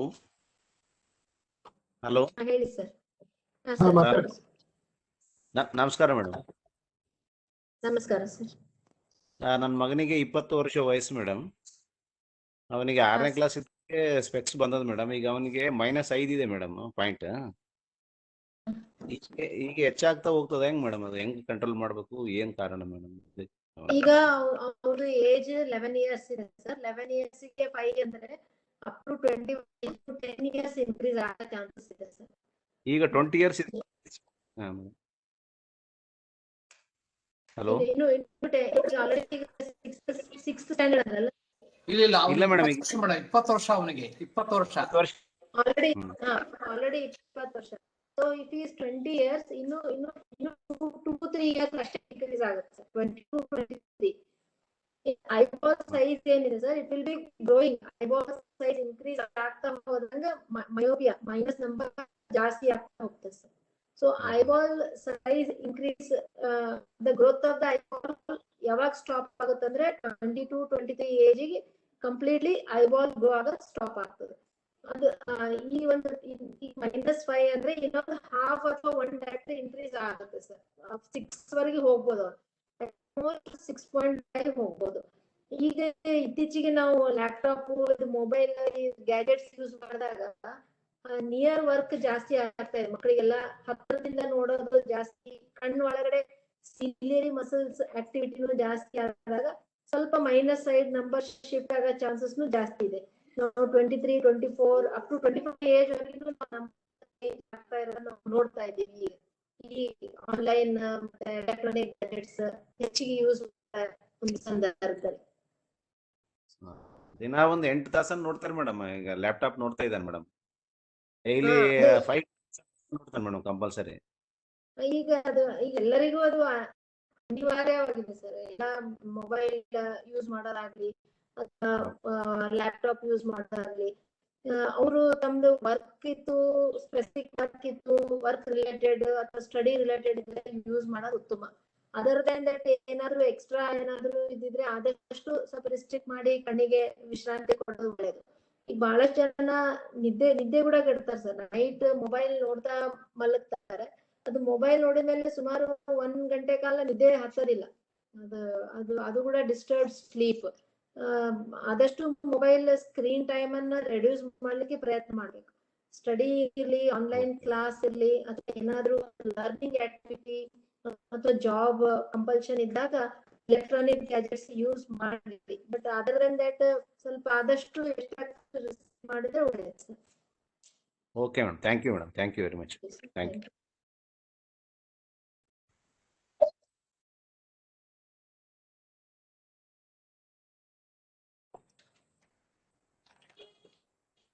ಧನ್ಯವಾದಗಳು ಮೇಡಮ್. ಎಲ್ಲ ನಮಸ್ಕಾರ ಮೇಡಮ್, ಅರುಣ ಅವಂತಿ ಮಾತಾಡ್ತಿರೋದು. ಹಾ ಕೇಳಿ ಮೇಡಮ್. ಈಗ ನನ್ಗೆ ಅಲರ್ಜಿ ಇದೆ, ಡಸ್ಟ್ ಅಲರ್ಜಿ. ಅದು ಸ್ವಲ್ಪ ಅಲರ್ಜಿ ಬಂದ ತಕ್ಷಣ ಕಣ್ಣು ಬಹಳ ತಿಂಡಿ ಕೊಡ್ತಾವ್ರಿ, ಇರಿಟೇಟ್ ಆಗ್ತದ. ಅದಕ್ಕೆ ಏನ್ ಮಾಡ್ಬೇಕ್ರಿ ಮೇಡಮ್?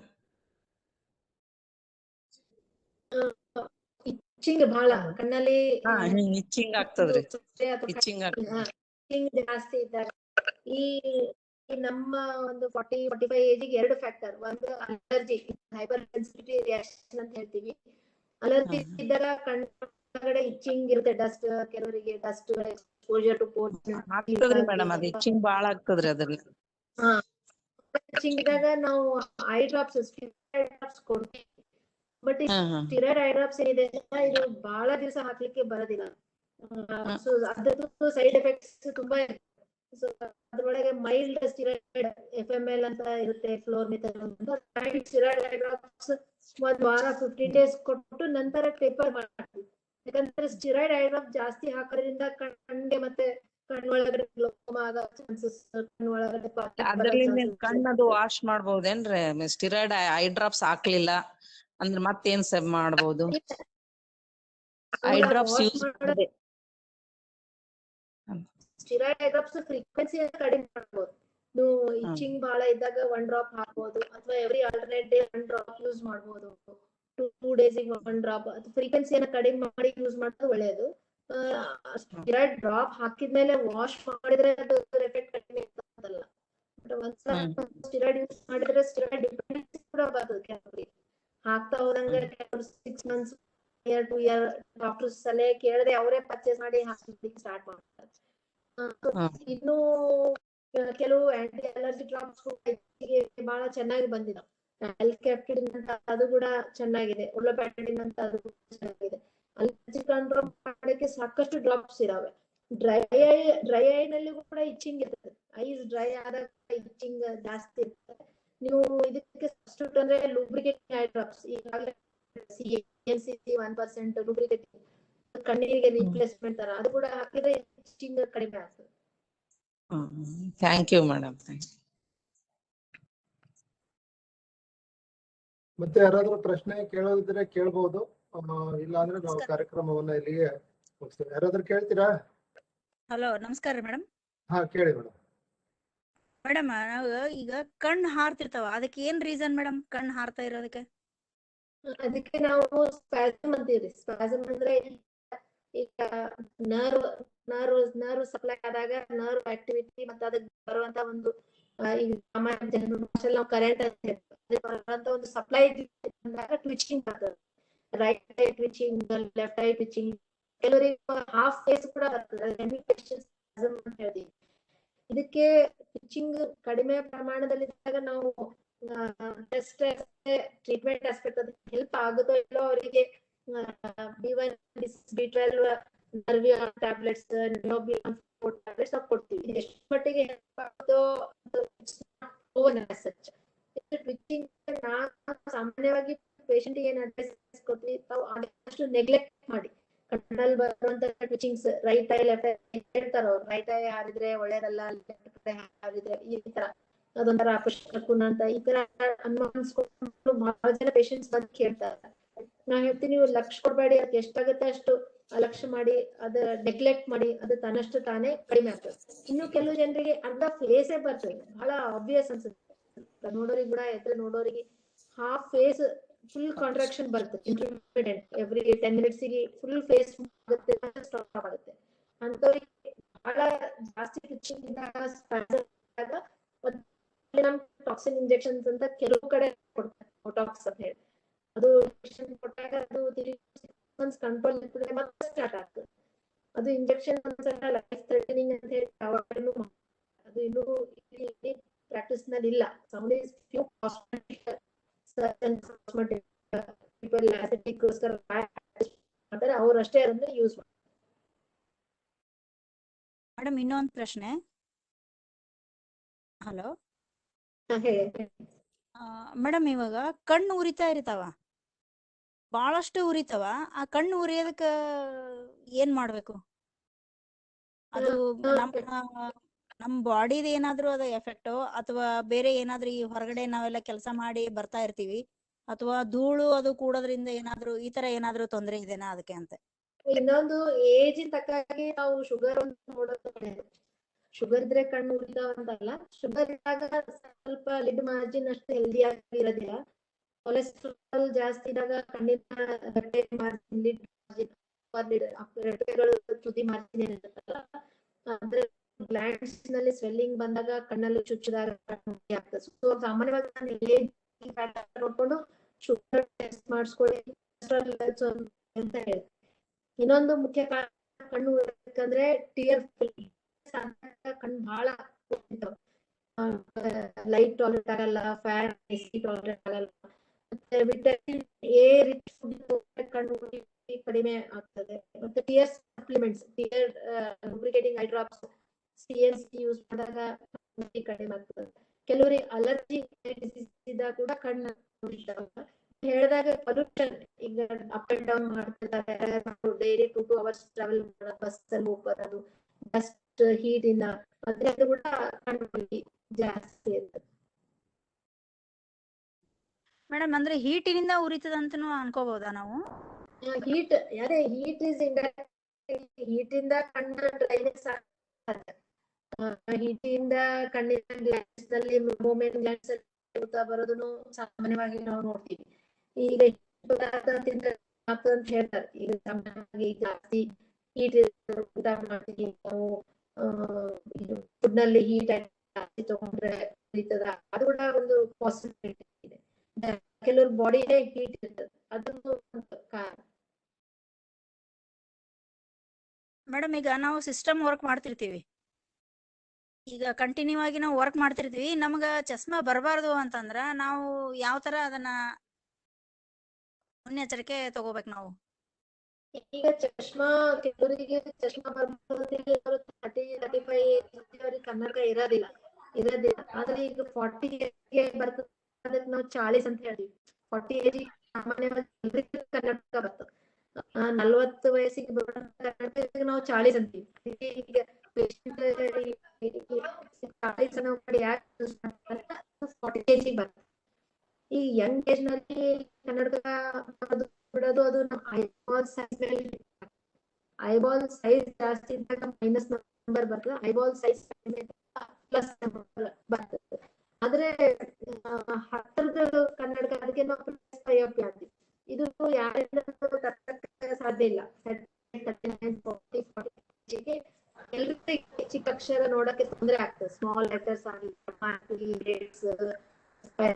ಡೇಟ್ಸ್ ನೋಡೋದು, ಮೊಬೈಲ್ ನಲ್ಲಿ ಚಿಕ್ಕ ಚಿಕ್ಕ ಅಕ್ಷರ ಓದೋದು, ಇದು ನೋಡಕ್ಕೆ ನಾವೇನ್ ಮಾಡ್ತೀವಿ, ಈಗ 10 ಸೆಂಟಿಮೀಟರ್ ಸಾಮಾನ್ಯವಾಗಿ ಪೇಪರ್ ಓದಕ್ಕೆ ಸ್ವಲ್ಪ ದೂರ ಇಡೋದು ನೋಡ್ತೀವಿ. ಅದರ ಅರ್ಥ ಕನ್ನಡ ಬಂತ. So that is the onset of press ಬಯೋಪಿಯಾ.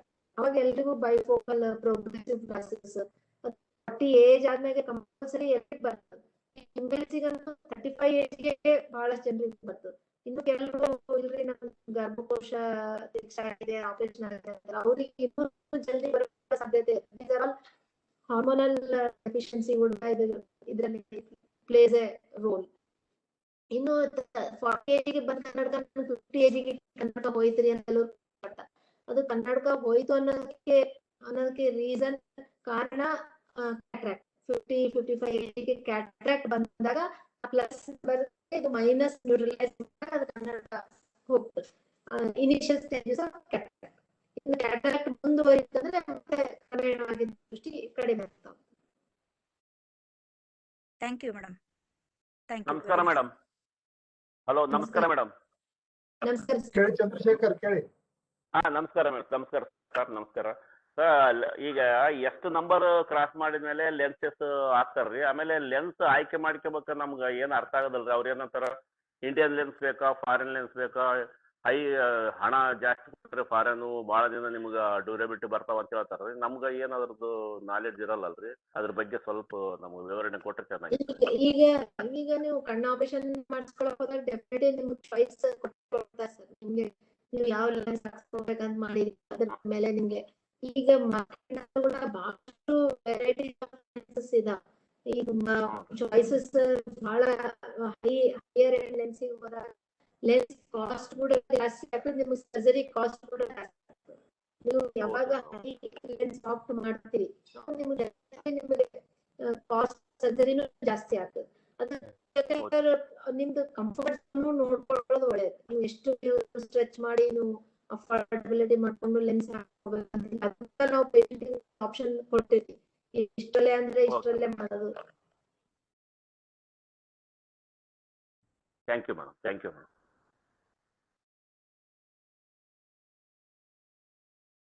Hello ಹಾ ಹೇಳಿ ಮೇಡಮ್. ಹಲೋ ನಮಸ್ತೆ ಮೇಡಮ್, ನಾನು ಗುಲ್ಬರ್ಗದಿಂದ ಮರಿಯಮ್ಮ ಮೇಡಮ್. ಮಾತಾಡ್ರಿ ಹೇಳ್ರಿ. ಹಲೋ ಮೇಡಮ್, ಅದು ಬೆಳಗ್ಗೆ ಎದ್ದ ತಕ್ಷಣ 2 ಕೈಗಳನ್ನ ಚೆನ್ನಾಗಿ ಉಜ್ಜಿ ಅದು ಕಣ್ಣಿಗೆ ಮುಖಕ್ಕೆ ಹೊತ್ಕೊಂಡ್ರೆ ಒಳ್ಳೇದು ಅಂತ ಹೇಳ್ತಾರೆ ಮೇಡಮ್. ನಿಜವಾಗ್ಲೂ ಇದು ಒಳ್ಳೇದಾ ಅಥವಾ ಮೂಢನಂಬಿಕೆನಾ? ಇದು ಕಣ್ಣಿಗೆ ಇದರಿಂದ ಏನು ಉಪಯೋಗನಾ ಅಥವಾ ಏನು ಹೇಳ್ಬೇಕಾಗಿತ್ತು ಮೇಡಮ್? ಅದು ಯೂಶಲಿ ಯೋಗದಲ್ಲಿ ಬಹಳಷ್ಟು ಕಣ್ಣನ್ನು ರಬ್ ಮಾಡಿ ಅದರಲ್ಲಿ ಬಂದ ಹೀಟ್ ಅನ್ನು ನೀವು ಕಣ್ಣಿನ ಮೇಲೆ ಇಡೀ ಕಣ್ಣಿಗೆ ಉಪಯೋಗ ಆಗ್ತದೆ ಅಂತ ಹೇಳ್ತಾರೆ. ಬಟ್ ಇದು ಸೈಂಟಿಫಿಕಲಿ ಪ್ರೂವನ್ ಏನು ಇದರಲ್ಲಿ ಯಾವ್ದು ಅಂತ ಏನು ಹೇಳಕ್ಕಾಗೋದಿಲ್ಲ. ಇದು ಯೋಗ ಯೋಗ ಮಾಡುವಾಗ ಯೋಗ ಎಂಡ್ ಮಾಡುವಾಗ ಟೀಚರ್ಸ್ ಕಣ್ಣನ್ನು ರಬ್ ಮಾಡಿ ಅದ್ರಲ್ಲಿ ಜನರೇಟ್ ಆದ ಹೀಟ್ ಇಂದ ಕಣ್ಣಿನ ಮೇಲೆ ಹಿಡಿಯೋದು ಅದು ಒಂಥರ ಶಾಖ ಫೊಮೆಂಟೇಶನ್.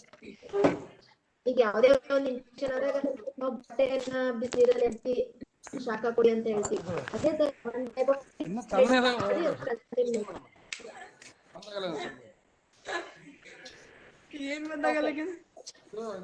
Okay, thank you madam. Thank you madam, thank you.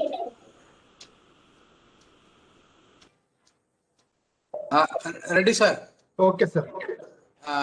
ಕಾರ್ಯಕ್ರಮಕ್ಕೆ ಒಂದು ಇದನ್ನ ಮಂಗಳ ಆಯ್ತು ಮಾಡ್ರಿ. Okay sir. ಆತ್ಮೀಯರೇ, ಇದುವರೆಗೆ ಕೋವಿಡ್-19 ಎರಡನೇ ಅಲೆ ಮತ್ತು ಕಣ್ಣಿನ ಆರೋಗ್ಯ ಈ ವಿಷಯವಾಗಿ ಡಾಕ್ಟರ್ ರಾಜಶ್ರೀ ರೆಡ್ಡಿ ಅವರು ಅತ್ಯಂತ ಉಪಯುಕ್ತವಾದಂತಹ ಮಾಹಿತಿಯನ್ನ ಮತ್ತು ಕಣ್ಣಿನ ರಕ್ಷಣೆಯನ್ನ ಯಾವ ರೀತಿ ಮಾಡ್ಕೊಳ್ಬೇಕು, ಯಾವ ತರನಾದಂತಹ ಒಂದು ರೋಗಗಳು ಬರ್ತವೆ, ಯಾವ ರೀತಿ ನಮಗೆ ಅಪಘಾತ ಆದಾಗ ಕಣ್ಣನ್ನ ಹೇಗೆ ರಕ್ಷಣೆ ಮಾಡ್ಕೊಳ್ಬೇಕು ಏನು ಅನ್ನೋದ್ರ ಬಗ್ಗೆ ತುಂಬಾ ವಿವರವಾದ ಮಾಹಿತಿಯನ್ನ ಕೊಟ್ಟಿರುವುದಲ್ಲದೆ ಸಂವಾದದಲ್ಲಿ ಹಲವಾರು ವಿಷಯಗಳನ್ನ ತುಂಬಾ ವಿವರವಾಗಿ ತಿಳಿಸಿಕೊಟ್ಟಿದ್ದಾರೆ. ಅವರಿಗೆ ವಂದನೆಗಳು. ನಾಳಿನ ಕಾರ್ಯಕ್ರಮ ನಾಳೆ 14ನೇ ದಿವಸ. ನಾಳೆ ಇವತ್ತು ಕೋವಿಡ್-19ನೇ ಅಲೆ ನಮಗೆ ಏನು ಬಹು ಅಂಗಾಂಗಗಳ ಮೇಲೆ ದುಷ್ಪರಿಣಾಮ ಬೀಳುವುದು ಅಲ್ಲದೆ ಅದರ ಅರ್ಧದಷ್ಟು ಮಾನಸಿಕವಾಗಿ ತುಂಬಾ ಜನ ಆಘಾತಕ್ಕೆ ಒಳಗಾಗ್ತಿದ್ದಾರೆ. ಅದಕ್ಕೆ ಉತ್ತರ ರೂಪವಾಗಿ ನಾಳೆ ಡಾಕ್ಟರ್ ರವೀಶ್ BN ರವರು ಮೈಸೂರು ಮೆಡಿಕಲ್ ಕಾಲೇಜಿನ ಸೈಕಿಯಾಟ್ರಿ ವಿಭಾಗದ ಮುಖ್ಯಸ್ಥರು, ಪ್ರೊಫೆಸರ್ ಆಗಿರತಕ್ಕಂತಹ ರವೀಶ್ ಅವರು ನಮ್ಮೊಂದಿಗಿರಲಿದ್ದಾರೆ. ಅವರು ಈ ಕೋವಿಡ್ ಭಯ, ಆತಂಕ, ಖಿನ್ನತೆ ಮುಂತಾದ ಸಮಸ್ಯೆಗಳಿಂದ ಎಷ್ಟು ಜನ ಏನೇನು ಸಮಸ್ಯೆಗಳನ್ನು ಎದುರಿಸಿದ್ದಾರೆ ಅದಕ್ಕೆ ಉತ್ತರವನ್ನ ಅವರು ಕೊಡಲಿದ್ದಾರೆ. ಇವತ್ತಿನ ಕಾರ್ಯಕ್ರಮದ ಕೊನೆಗೆ ವಂದನಾರ್ಪಣೆಯನ್ನ ಸಲ್ಲಿಸಲಿದ್ದಾರೆ ಶ್ರೀಮತಿ ಸೀಮಾ ರೆಡ್ಡಿ ಅವರು. ಎಲ್ಲರಿಗೂ ನಮಸ್ಕಾರ. ನಮ್ಮ ಕೈಯಲ್ಲಿ ನಮ್ಮ ಆರೋಗ್ಯ 2ನೇ ದಿನದ ಕೋವಿಡ್-19 ಎರಡನೇ ಅಲೆ ಮತ್ತು ಕಣ್ಣಿನ ಆರೋಗ್ಯ ವಿಶೇಷ ಉಪನ್ಯಾಸ ಮತ್ತು ಸಂವಾದ ಕಾರ್ಯಕ್ರಮವನ್ನು ನಡೆಸಿಕೊಟ್ಟ ಡಾಕ್ಟರ್ ರಾಜಶ್ರೀ ವಿ ರೆಡ್ಡಿ ಅವರಿಗೆ ಕಣ್ಣಿನ ಆರೋಗ್ಯ, ಕಣ್ಣಿಗೆ ಬರುವ ರೋಗಗಳು, ಅವುಗಳ ಲಕ್ಷಣಗಳು, ಕಣ್ಣಿಗೆ ಆಗುವ ಗಾಯಗಳು ಮತ್ತು ಅವುಗಳ ರಕ್ಷಣೆ ಮುಂತಾದ ಮಾಹಿತಿಯನ್ನು ಸವಿವರವಾಗಿ ಮತ್ತು ವೀಕ್ಷಕರ ಪ್ರಶ್ನೆಗಳಿಗೆ ಸಂವಾದ ರೂಪದಲ್ಲಿ ಉತ್ತರ ನೀಡಿ ಕಾರ್ಯಕ್ರಮವನ್ನು ಯಶಸ್ವಿಗೊಳಿಸಿ ಅಪೂರ್ವ ಮಾಹಿತಿ ನೀಡಿರುವುದಕ್ಕಾಗಿ Shadakshari Swamy Diggaonkar trust Kalaburagi, doctor SS Siddareddy foundation Bidar, Sarojini Gadigeppa Shilvangi ಪ್ರತಿಷ್ಠಾನ ವಿಜಯಪುರ 3 ಸಂಸ್ಥೆಗಳ ಪರವಾಗಿ ವಂದನೆಗಳು. SS ಹಿರೇಮಠ್ ಮತ್ತು ಮಾನಂದ ದಿಗ್ಗಾಂವ್ಕರ್ ಅವರಿಗೂ 3 ಸಂಸ್ಥೆಗಳ ಪರವಾಗಿ ವಂದನೆಗಳು.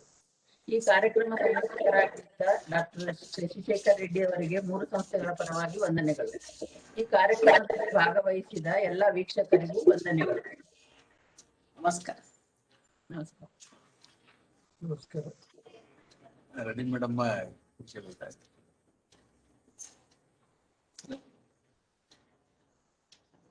ರಾಜಶ್ರೀ ರೆಡ್ಡಿ ಮೇಡಮ್ ಬಹಳ ಚೆನ್ನಾಗಿ ಮೂಡಿ ಬಂತು. Thank you so much.